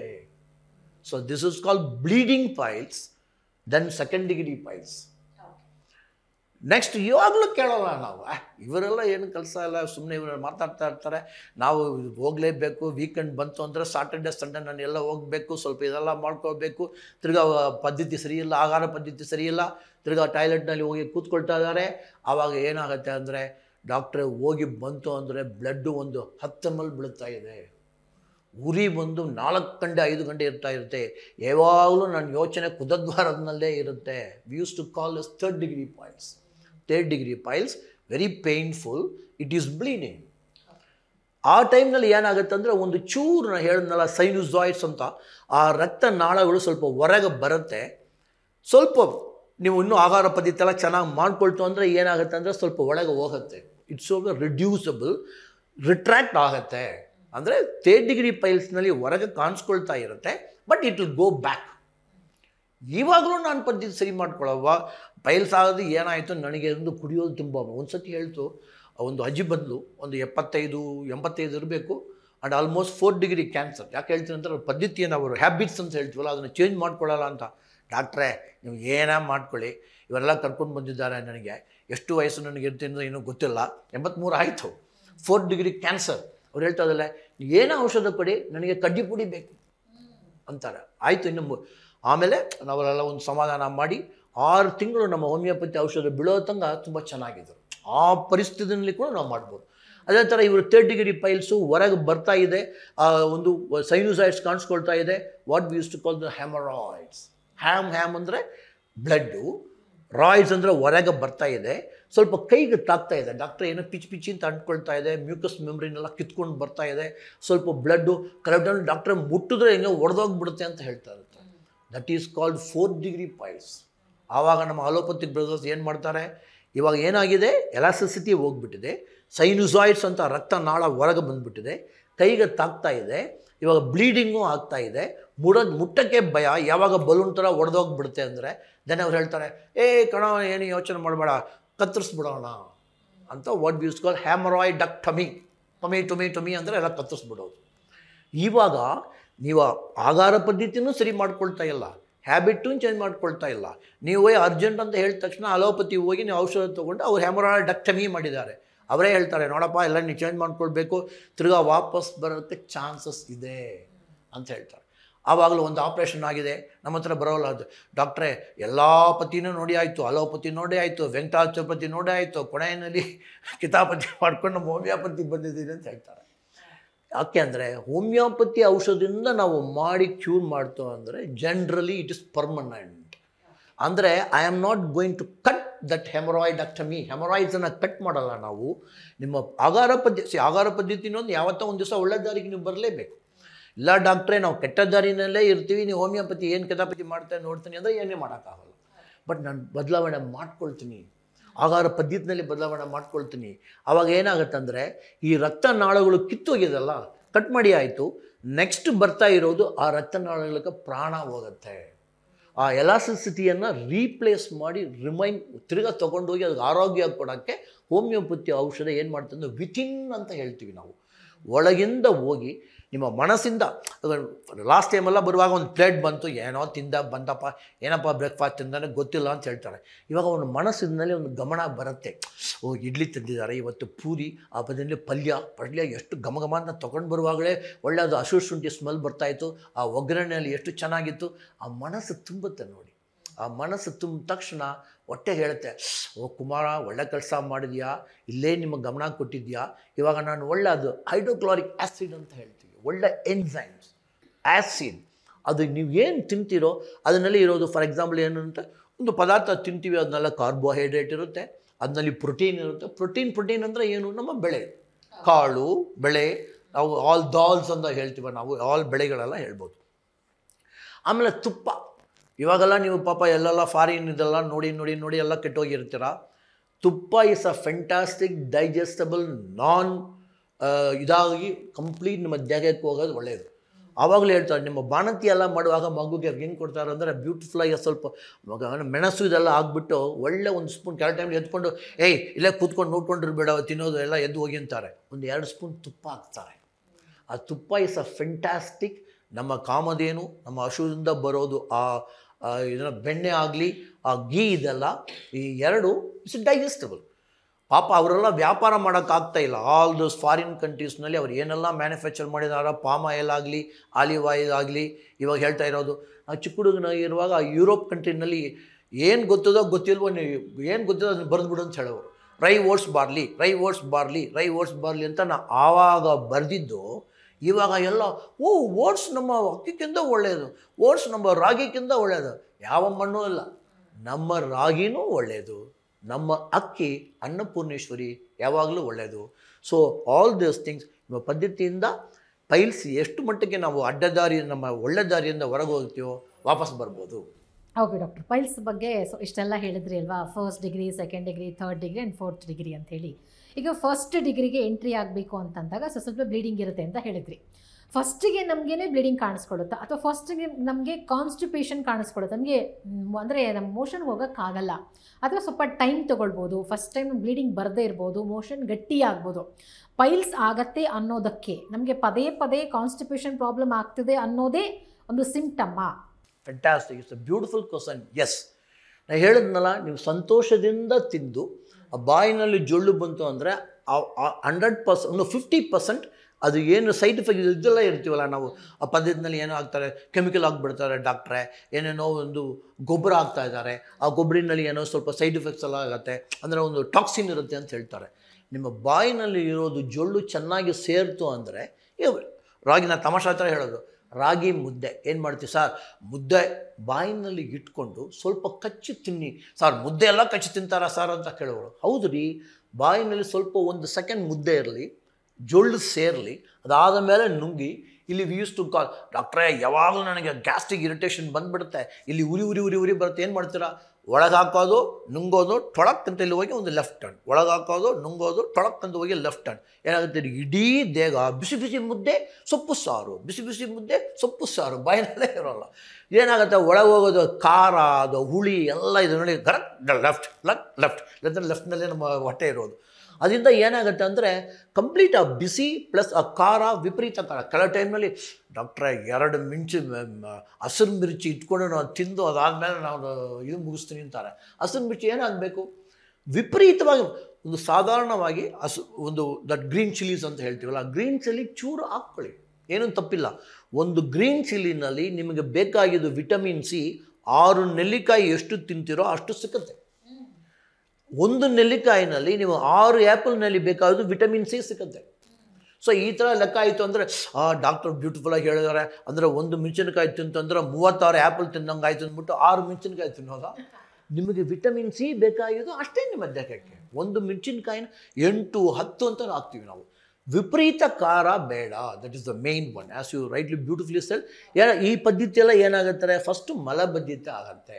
ಮಲಬದ್ಧತೆಗೆ ಮುಂಚೆ ಏನಾಗುತ್ತೆ ಅಂದರೆ ಡಾಕ್ಟ್ರೇ ಯಾವಾಗಲೂ ಒಂದು ಗ್ಯಾಸ್ ಬಲೂನ್ ಥರ ತುಂಬಿಕೊಂಡು ಫುಟ್ಬಾಲ್ ಥರ ಹೊಟ್ಟೆ ಇರುತ್ತೆ, ಅಂದರೆ ಗ್ಯಾಸ್ಟ್ರಿಕ್ ಕಂಪ್ಲೇಂಟ್, ಫ್ಲಾಟುಲೆನ್ಸ್ ಅಂತ ಹೇಳ್ತೀವಿ. ಈ ಫ್ಲಾಟುಲೆನ್ಸ್ ಕೆಲ ಟೈಮ್ನಲ್ಲಿ ಗ್ಯಾಸ್ ಪಾಸ್ ಮಾಡೋಕ್ಕೂ ಆಗಲ್ಲ, ಹೊರಗಿಂದ ತೇಗು ಬರುತ್ತಲ್ಲ ಬೌ ಅಂತ, ಅದು ಬರ್ಪಿಂಗು ಬರ್ತಾಯಿಲ್ಲ ಡಾಕ್ಟ್ರೇ, ಹಿಂದ್ಗಡೆನೂ ಹೋಗ್ತಾಯಿಲ್ಲ ಮುಂದ್ಗಡೆನೂ ಹೋಗ್ತಾಯಿಲ್ಲ ಅಂತಾರೆ. ಇದೆಲ್ಲ ಏನು, ನೀವು ಕೊಟ್ಟಿರೋದು 32 ಹಲ್ಲನ್ನು ಚೆನ್ನಾಗಿ ಅಗಿದು ತಿನ್ನಬೇಕು. ನಾನು ತಮಾಷೆ ಥರ ಹೇಳೋದೇನೆಂದರೆ, ನೀರನ್ನು ಅಗಿರಿ, ನೀರಿನಲ್ಲಿ ಬಾಯಿನಲ್ಲಿ ಹಾಕ್ಕೊಳ್ಳಿ.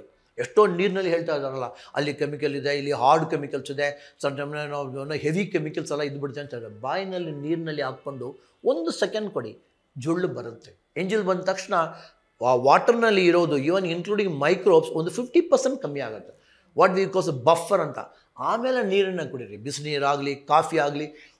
ಜೊಳ್ಳು ಸೇರಬೇಕು. ಜೊಳ್ಳು ಸೇರಿಲ್ಲ ಅಂದರೆ ನಿಮಗೆ ಏನೂ ಗೊತ್ತಾಗಲ್ಲ, ಎಲ್ಲ ಮಣ್ಣು ಥರ ಕಾಣ್ತಾ ಇರುತ್ತೆ ಅಲ್ವಾ. ಒಂದು ಬಾಯಿನಲ್ಲಿ ಇಟ್ಕೊಳ್ಳಿ, ಏನು ಜೊಳ್ಳೆ ಬಂದಿಲ್ಲ ಅಂತ ಇಟ್ಕೊಳ್ಳೋಣ, ಏನು ರುಚಿ ಗೊತ್ತಾಗುತ್ತೆ. ಅಂದರೆ ನಾವು ನೀರು ಬಾಯಿಗೆ ಹಾಕೊಂಡ ತಕ್ಷಣ ಕುಡಿಬಾರ್ದು, ಸ್ವಲ್ಪ ಹೊತ್ತು ಬಾಯಿ ಒಳಗೆ ನೀರು ಇಟ್ಕೊಂಡು ಆಮೇಲೆ ಕುಡಿಬೇಕು. That's a beautiful. ಆವಾಗ ಏನಾಗುತ್ತೆ ಅಂದರೆ ಅದು ಗ್ರಹಿಸ್ಕೊಳ್ತಾರೆ, ನೀರು ಬರ್ತಾ ಇದೆ, ಈ ಒಂದು ದೇಹದಲ್ಲಿ ಇರೋದು ಎಂಜಿಲ್ ಸೇರಿದೆ ಅಂದರೆ ದಟ್ಸ್ ಆಲ್ಕಲೈನ್. ಕರೆಕ್ಟ್ ಟೈಮ್ಲಿ ಹೇಳ್ತಾರಲ್ಲ, ಆ್ಯಸಿಡ್ ರೈನ್ ಬಂತು ಅಂತ ಹೇಳ್ತಾರೆ. ಆ ಆ್ಯಸಿಡ್ ರೈನ್ ಬರೋ ಥರ ಇದನ್ನು ಒಂದು ನ್ಯೂಟ್ರಲೈಸ್ ಮಾಡುತ್ತೆ. ಅದಾದಮೇಲೆ ಹೊಟ್ಟೆನಲ್ಲಿ ಆಯಿತು ಅಂದರೆ ಕಾರ್ಬೋಹೈಡ್ರೇಟ್, ಪ್ರೋಟೀನ್, ಫ್ಯಾಟ್, ನೀವು ತಿನ್ನೋದು ಪದಾರ್ಥಗಳು, ನಿಮ್ಮ ದೇಹಕ್ಕೆ ಬೇಕಾದ zinc, potassium, calcium, magnesium, ion ಎಲ್ಲ ಎಲ್ಲೆಲ್ಲಿ ಬೇಕೋ ಅದೆಲ್ಲ ಸೇರಿಸ್ಕೊಂಡು ಕೆಂಪು ರಕ್ತ ಅಣುಗಳು ನನ್ನ ಬ್ಲಡ್ನಲ್ಲಿ ಇದೆ, ನಾನು ಆರೋಗ್ಯವಾಗಿದ್ದೀನಿ. ಆಮೇಲೆ ನನ್ನ ಮೂಳೆಗೆ ಕ್ಯಾಲ್ಶಿಯಂ ಬೇಕಾಗತ್ತೆ, ನೀವು ತಿನ್ನೋದು ಪದಾರ್ಥದಿಂದ ಕ್ಯಾಲ್ಶಿಯಮನ್ನು ಗ್ರಹಿಸಿ ನಾನು ಬಿಡ್ತಾ ಇದ್ದೀನಿ. ಆವಾಗ ನಿಮ್ಮ ದೇಹ ಎಲ್ಲ ಚೆನ್ನಾಗಿರುತ್ತೆ. ಇದು ಏರ್ಪೇರ್ ಆಗಿ ನಾವು ತುಂಬ ಟೆನ್ಷನ್, ನೀರು ಕುಡಿಯೋಲ್ಲ ಡಾಕ್ಟ್ರೇ, ನಾನು ಇಡೀ ದಿವಸ ನೀರೇ ಕುಡಿಯೋಲ್ಲ ಡಾಕ್ಟ್ರೆ ಅಂತ ಹೆಮ್ಮೆಯಿಂದ ಹೇಳ್ಕೊಳ್ತಾರೆ. ಒಂದು ಮನುಷ್ಯ ಆರೋಗ್ಯವಾಗಿರಬೇಕು, ಪೈಲ್ಸ್ ಬರಬಾರ್ದು, ಒಳ್ಳೆ ಡೈಜೆಷನ್ ಬರಬೇಕು ಅಂದರೆ ಮಿನಿಮಮ್ 3 ಲೀಟರ್ ಕುಡಿಬೋದು. 3000 ml including your coffee, including your tea, including your ನೀರು ಮಜ್ಜಿಗೆ ತೊಗೊಳ್ಳಿ. ನೀರು ಮಜ್ಜಿಗೆ ತೊಗೊಳ್ಳೋದು ವೆರಿ ಇಂಪಾರ್ಟೆಂಟ್. ಇಲ್ಲ ಡಾಕ್ಟ್ರೇ ನನಗೆ ಒಂದು ಮೊಸರನ್ನು ನೋಡಿದ ತಕ್ಷಣ ನನಗೆ ಕೆಮ್ಮು ನೆಗಡಿ ಬರುತ್ತೆ, ತಪ್ಪು ಅಭಿಪ್ರಾಯ. 1-2 ದಿವಸ ಆಗಲಿ, ಬ್ಯಾಂಗ್ಳೂರಾಗಲಿ, ಚೆನ್ನೈ ಆಗಲಿ, ಡೆಲ್ಲಿ ಆಗಲಿ, ಈವನ್ ಬಾಂಬೆ ಆಗಲಿ, ಯಾವ ಒಂದು ಪ್ರದೇಶದಲ್ಲಿ ನೀವು ಇತ್ತು ಅಂದರೆ ಸಾಧಾರಣವಾಗಿ ಏನು ಮಾಡಬೇಕಂದ್ರೆ ಒಂದು ಲೈಕ್ ಕರ್ಡ್ಸ್ ರೈಸ್, ಕೊನೆಯಲ್ಲಿ ಕರ್ಡ್ಸ್ ರೈಸ್ ಒಂದು ಮಿತವಾಗಿ ಫಿನಿಷ್ ಮಾಡೋದು ತುಂಬ ಆರೋಗ್ಯಕ್ಕೆ ಒಳ್ಳೆಯದು. ಅವಾಗ ಏನಾಗುತ್ತೆ ಅಂದರೆ what we call lactic acid bacilli ಅಂತ ಹೇಳ್ತೀವಿ. ವಿ ಯೂಸ್ ಟು ಕಾಲ್ ನಿಮ್ಮ ಡೈಜೆಷನ್ಗೆ ಕಾಮನ್ ಸಾಲ್ ಫ್ರೆಂಡ್ಲಿ ಬ್ಯಾಕ್ಟೀರಿಯಾ. ಇದು ಏನಾಗುತ್ತೆ ಅಂದರೆ ಡೈಜೆಸ್ಟಿವ್ ಎನ್ಸೈಮ್ಸ್ ಬರುತ್ತಲ್ಲ, ಈ ಡೈಜೆಸ್ಟಿವ್ ಎನ್ಸೈಮ್ಸನ್ನು ಜಾಸ್ತಿ ಉತ್ಪತ್ತಿ ಮಾಡುತ್ತೆ. ಸೊ ಲ್ಯಾಕ್ಟಿಕ್ ಆ್ಯಸಿಡ್ ಅಂತ ಹೇಳ್ಬಿಟ್ಟು ಡಾಕ್ಟ್ರೆ ಆ್ಯಸಿಡ್ ಹೊಟ್ಟೆ ಒಳಗೆ ಹೋಯ್ತು ಅಂದರೆ ನನಗೆ ಹಾಗೆ ಉರಿ ಬರುತ್ತೆ. ಲ್ಯಾಕ್ಟಿಕ್ ಆ್ಯಸಿಡ್ ಅನ್ನೋದು ಹೆಸರೇ ಬಿಟ್ಟು ಲ್ಯಾಕ್ಟಿಕ್ ಅಂದರೆ ಹಾಲಿಂದ ಬರೋದು ನಿಮ್ಮ ಫ್ರೆಂಡ್ಲಿ ಬ್ಯಾಕ್ಟೀರಿಯಾ ನಿಮ್ಮ ದೇಹದ ಒಳಗೆ ಹೋಗಿ ಡೈಜೆಸ್ಟಿವ್ ಒಂದು ಹೊಟ್ಟೆ ಒಳಗೆ ಇತ್ತು ಅಂದರೆ ಹೈಡ್ರೋಕ್ಲೋರಿಕ್ ಆ್ಯಸಿಡ್ ಅಂತ ರಿಯಲ್ ಕೆಮಿಕಲ್ ಬರುತ್ತೆ, ಈ ಲ್ಯಾಕ್ಟಿಕ್ ಆ್ಯಸಿಡ್ ಬೆಸಿಲೈ ಬರುತ್ತೆ. ಎರಡು ಸ್ವಲ್ಪ ಫ್ರೆಂಡ್ಲಿಯಾಗಿ ಮಾಡಿಕೊಂಡು ನಿಮಗೆ ಒಂದು ತಂಪು ಒಂದು ಡೈಜೆಸ್ಟಿವ್ ಪವರನ್ನು ಕೊಡುತ್ತೆ. ಆವಾಗ ಅದು ಹೊಟ್ಟೆಯಿಂದ next what we use to call ಅಂದರೆ ಕರಳು ಅಂತ ಹೇಳ್ತೀವಿ ನಾವು, ಲಾರ್ಜ್ ಇಂಟೆಸ್ಟೈನ್, ಸ್ಮಾಲ್ ಇಂಟೆಸ್ಟೈನ್. ಅದಾದ ಮೇಲೆ ಅದೆಲ್ಲ ವಿಲ್ಲೆ ಇದೆ, ಅವೆಲ್ಲ ಕ್ಯಾಲ್ಶಿಯಂ ಬರ್ತಾ ಇದೆ ಅಬ್ಸಾರ್ವ್ ಮಾಡ್ತೀನಿ, ಪೊಟ್ಯಾಷಿಯಂ ಬರ್ತಾ ಇದೆ ಅಬ್ಸಾರ್ವ್ ಮಾಡ್ತೀನಿ. ಪೊಟ್ಯಾಷಿಯಂ ಅಬ್ಸಾರ್ವ್ ಮಾಡಿ ನಿಮ್ಮ ತಲೆಗೆ ಕೊಡುತ್ತೆ, ಸೋಡಿಯಮನ್ನು ಅಬ್ಸಾರ್ವ್ ಮಾಡಿ ಬ್ಲಡ್ಗೆ ಹೊರಗೆ ಕೊಡುತ್ತೆ, ಕ್ಯಾಲ್ಶಿಯಮನ್ನು ಅಬ್ಸಾರ್ವ್ ಮಾಡಿ ನಮ್ಮ ಮೂಳೆಗಳಿಗೆಲ್ಲ ಇರೋದು 206 ಮೂಳೆಗಳಿಗೆ ಕೊಡುತ್ತೆ. ಅದೇ மாதிரி ಜಿಂಕ್ ಅಂತ ತುಂಬ what we call growth factor ಅಂತ ಹೇಳ್ತಾರೆ. ಜಿಂಕ್ ಬೇಕು ಗೊತ್ತಾಯಿತು ಡಾಕ್ಟರ್ ಅಂದ್ಬಿಟ್ಟು 2 kg ಜಿಂಕ್ ಹೋಗಿ ತೊಗೊಳ್ಳೋಲ್ಲ, ಹಂಗಿಲ್ಲ. ಮೈಕ್ರೋ ನ್ಯೂಟ್ರಿಯೆಂಟ್ ಅಂದರೆ ನಿಮ್ಮ ದೇಹಕ್ಕೆ ಬೇಕಾಗಿರೋದು. ಅವಾಗ ಹೇಳಿದ್ನಲ್ಲ, ಹಸಿರು ಮೆಣಸಿನಕಾಯಿನಲ್ಲಿ ಒಂದು ಹಸಿರು ಮೆಣಸಿನಕಾಯಿ 4 ನೆಲ್ಲಿಕಾಯಿ ವಿಟಮಿನ್ ಸಿ ಇದೆ ಅಂದರೆ ವಿಟಮಿನ್ ಸಿ ಒಂದು 500 mg ತೊಗೊಂಡ್ಬಿಡ್ತೀವಿ, ಒಂದು ದೊಡ್ಡ ಟ್ಯಾಬ್ಲೆಟ್ ತೊಗೊಂಡ್ಬಿಡೋದು. ನಿಮಗೆ ಬೇಕಾಗಿದ್ದು ಇವತ್ತು 30 mg, 500 mg ತೊಗೊಳ್ತು ಅಂದರೆ ಏನಾಗುತ್ತೆ? ಈ ಥರ ನಮ್ಮ ಸಿಸ್ಟಮನ್ನು ನಾವು ಹಾಳು ಮಾಡ್ತೀವಿ. ಯಾವುದನ್ನು ನಾವು ಹೆಚ್ಚು ವಿಪರೀತ ಮಾಡಬಾರ್ದು. ಎಲ್ಲ ತಿನ್ನಿ, ಸಂತೋಷವಾಗಿ ತಿನ್ನಿ. ಹಣ್ಣು ಸೇರಿಸ್ಕೊಳ್ಬೇಕು, ವಿಪರೀತ ಖಾರ ಬೇಡ. ಆಯಿಲ್ ನಿಮ್ಮ ದೇಹಕ್ಕೆ ಬೇಕೇ ಬೇಕು. ಆಯಿಲ್ ತೊಗೊಂಡ್ರೆ ದಪ್ಪ ಆಗಿಬಿಡ್ತೀನಿ ಡಾಕ್ಟರ್ ಅಂದರೆ ತಮಾಷೆ ಥರ ಹೇಳೋರು. ದಪ್ಪವಾಗಿ ಆಣೆ ಇತ್ತು ಅಂದ್ರೇ ಆಣೆ, ಅದು ಸಣ್ಣಗಿತ್ತು ಅಂದರೆ ನೀವು ಆಣೆ ಅಂತ ಹೇಳ್ತೀರಾ. ಬಟ್ ಆಣೆ ಹೆಂಗೆ ನೋಡುತ್ತೆ, ನಿಮಗೆ ನೋಡೋಕ್ಕೆ ಒಂದು ಸಂತೋಷ ಕೊಡ್ತಾ ಇರುತ್ತೆ. ಅದು ಎಷ್ಟು ಮಟ್ಟಿಗೆ ಕೆಲಸ ಮಾಡುತ್ತೆ. ಇನ್ಸ್ಟೆಡ್ ಆಫ್ ಟೆಲ್ಲಿಂಗ್ ನೀವು 25 kg ಕಮ್ಮಿ ಮಾಡಬೇಕ್ರಿ ಆಮೇಲೆ ಸರಿ ಮಾಡೋದು ಅಂದರೆ ಡಾಕ್ಟರ್ ಯಾಕೆ ಬೇಕು? 25 kg ಈ ಜನ್ಮದಲ್ಲಿ ಮಾಡಲ್ಲ, ನಿಮಗೊಂದು 5-6 ಜನ್ಮ ಬೇಕಾಗತ್ತೆ. ಸೊ ಅದರಿಂದ ಏನು ಅಂದರೆ 25 kg ಇಟ್ಕೊಂಡು ನಾನು ನನ್ನ ಕೆಲಸ ಮಾಡಬಲ್ಲಣ. ಇವತ್ತು ಬೆಳಗ್ಗೆ 4 ಚಪಾತಿ ತಿನ್ನಬೇಕು ಅಂದರೂ ಪಲ್ಯ ಜೊತೆ ತಿನ್ನೋಕ್ಕೆ ನನಗೆ ಶಕ್ತಿ ಇದೆ, ಮನೋಶಕ್ತಿ ಇದೆ. ಆಮೇಲೆ ದೇಹದಲ್ಲಿ ಹಲ್ಲು ಚೆನ್ನಾಗಿದೆ. ಅದಾದ ಮೇಲೆ ಒಂದು ಲವಲವಿಕೆ ನನಗೆ ಇದೆ, ಸಂತೋಷವಾಗಿ ನಾನು ಕೆಲಸ ಮಾಡೋಕ್ಕೆ ಬರುತ್ತಾ, ಇದೆಲ್ಲ ನೋಡಬೇಕು. ಅವಾಗ ಏನಾಗುತ್ತೆ ಅಂದರೆ ನಿಮ್ಮ ಮನಸ್ಸು ನೋಡಿ ಖುಷಿಯಾಗಿದೆ. ಯಾವಾಗಲೂ ಹೇಳೋದು ಬ್ರೇಕ್ಫಾಸ್ಟ್, ಬೆಳಗ್ಗೆ ತಿಂಡಿಯನ್ನು ಸಂತೋಷವಾಗಿ ಎಷ್ಟು ಬೇಕೋ ಅಷ್ಟು ತಿನ್ನಿ. ಸಾಧಾರಣವಾಗಿ ನಾವು ಏನು ಹೇಳೋದಂದರೆ ಒಬ್ಬರು ಆರೋಗ್ಯವಾಗಿ ತಿನ್ನಬೇಕು ಅಂದರೆ ಲೈಕ್ ದಿಸ್, ಭೋಗಿಯಾಗಿ ಊಟ ಮಾಡಬೇಕು. ಬೆಳಗ್ಗೆ ಬ್ರೇಕ್ಫಾಸ್ಟ್ ಯು ಶುಡ್ ಈಟ್ 100%. ಅಂದರೆ ನೋಡಿ ಶೇಪ್ ಹಿಂಗಿರುತ್ತೆ, ಮೇಲ್ಗಡೆ ಚೆನ್ನಾಗಿ ತಿಂತಾ ಇದ್ರು. ಆಮೇಲೆ ಸುಮ್ಮನೆ ಹಂಗೆ ಸೊಂಟಲ್ಲಿ ಅಬ್ಬಡಿ ಕೆಳಗೆ ಬರ್ತಾ ಇರುತ್ತೆ. ಸೊ ಮಧ್ಯಾಹ್ನ ಊಟ ಮಾಡಬೇಕಂದ್ರೆ 100ಇಂದ ಒಂದು ಸ್ವಲ್ಪ ಕಮ್ಮಿ ಮಾಡ್ಕೊಳ್ಳಿ. ಇಲ್ಲಿಂದ ಇಲ್ಲಿ ಲೆಕ್ಕ ಬರ್ತು ಅಂದರೆ ಒಂದು 85-75 ಇಟ್ಕೊಳ್ಳೋಣ. ಸಾಯಂಕಾಲ ರೋಗಿ ಥರ ತಿನ್ನಬೇಕಂದ್ರೆ ರೋಗಿಯಾಗಿ ತಿನ್ನಬೇಕಾಗಿಲ್ಲ. ರೋಗಿ ಥರ ಅಂದರೆ ಅವನು ಜಾಸ್ತಿ ತಿನ್ನೋಲ್ಲ. ಮಲ್ಕೊಳ್ಳೋಕೆ ಮುಂಚೆ ಒಂದು 60% ತಿಂದೋದು, ಒಂದು ಫ್ರೂಟು, ಒಂದು ಹಾಲು, ಸ್ವಲ್ಪ ನೀರು, ಏನೋ ಒಂದು ಗಂಜಿ ಈ ಥರ ಕುಡ್ಕೊಂಡು ಬಂತು ಅಂದರೆ 100, 75, ಒಂದು 60-65. ಚಿಕ್ಕವರು ಸ್ವಲ್ಪ ಜಾಸ್ತಿ ತೊಗೋಬೋದು. ಯಾಕಂದರೆ 100, 90, 80 ಮಾಡ್ಬೋದು. ವಯಸ್ಸು ಆಗ್ತಾ ಅಂದರೆ 100 ಅಂದರೆ ಎಷ್ಟು, ಇವಾಗ 4 ಚಪಾತಿ ಅಂದರೆ ಒಂದು ಲೆಕ್ಕ ಮಾಡೋಣ. ಮಧ್ಯಾಹ್ನ 3 ಚಪಾತಿ, ಒಂದೇ ಚಪಾತಿ ತಿನ್ನೋಲ್ಲ, ಆ ಲೆಕ್ಕಕ್ಕೆ ಎಷ್ಟು ಕಲೋರೀಸ್ ಬರುತ್ತೆ. ಮಾರ್ನಿಂಗ್ ಬಂದು ಒಂದು 2000 ಕಲೋರೀಸ್ ಬ್ರೇಕ್ಫಾಸ್ಟ್ ತಿಂತಾ ಇದ್ದೀರಾ, ಮಧ್ಯಾಹ್ನ ಒಂದು 1500 ಸಾಕು, ರಾತ್ರಿ ಬಂದು 1000 ಸಾಕು. ಇವಾಗ ಆರೋಗ್ಯ ಮೇಂಟೈನ್ ಮಾಡುತ್ತೆ.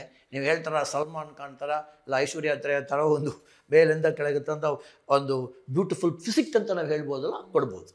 ಸೊ ಆ ಥರ ಆರೋಗ್ಯವಾಗಿ ಅಂದರೆ ಪೈಲ್ಸು ಬರೋಲ್ಲ, ಏನು ಬರೋಲ್ಲ. ನೀವು ಹೇಳ್ತಾರಲ್ಲ constipation is the first symptom. ಕರಿತಾ ಇದ್ದಾರೆ, ಟಾಯ್ಲೆಟ್ನಲ್ಲಿ ಕೂತಿದ್ದಾನೆ, ಬರ್ತಾ ಇಲ್ಲ, ಫಸ್ಟ್ ಒನ್. ಹೋಗಿ ಟಾಯ್ಲೆಟ್ನಲ್ಲಿ ಹೋಗುವಾಗ ಇವರೆಲ್ಲ ತುಂಬ ಬುದ್ಧಿವಂತರು. ಆವಾಗಲೇ ಸೆಲ್ ಫೋನ್ ಎತ್ಕೊಂಡು ಹೋಗಬೇಕು, ಆವಾಗಲೇ ಲ್ಯಾಪ್ಟಾಪ್ ಎತ್ಕೊಂಡು ಹೋಗಬೇಕು. ಟಾಯ್ಲೆಟ್ನಲ್ಲಿ ನೀವು ಸೆಲ್ ಫೋನಿಂದ ಏನಾದರೂ ಕೆಲಸ ಮಾಡೋಕ್ಕಾಗತ್ತಾ? ಲ್ಯಾಪ್ಟಾಪ್ನಲ್ಲಿ ಟಾಯ್ಲೆಟ್ನಲ್ಲಿ ಏನಾದ್ರು ಮಾಡೋಕ್ಕಾಗತ್ತಾ? ಹೋಗಿದ ಕೆಲಸ ಏನು, ವಿಸರ್ಜನೆ ಮಾಡಬೇಕು. ಫಿಕಲ್ ಕಂಟಾಮಿನೇಷನ್ ನಮ್ಮ ದೇಹದಿಂದ ಹೋಗ್ಬೇಕಾ, ಇದು ಕೆಟ್ಟ ಇದನ್ನು ವಿಸರ್ಜನೆ ಮಾಡಬೇಕಂದ್ರೆ ಫೋನ್ ಕೆಳಗಿಟ್ಬಿಟ್ಟು ಹೋಗಿ, ಲ್ಯಾಪ್ಟಾಪ್ ಇಟ್ಬಿಟ್ಟು ಹೋಗಿ, ಏನು ಒಂದು ಇದೆಲ್ಲ ಏನೂ ಬೇಕಾಗಿಲ್ಲ. ಹೋಗಿ 10 ನಿಮಿಷದಲ್ಲಿ ನಾವು ಹೊರಗೆ ಬರಬೇಕು.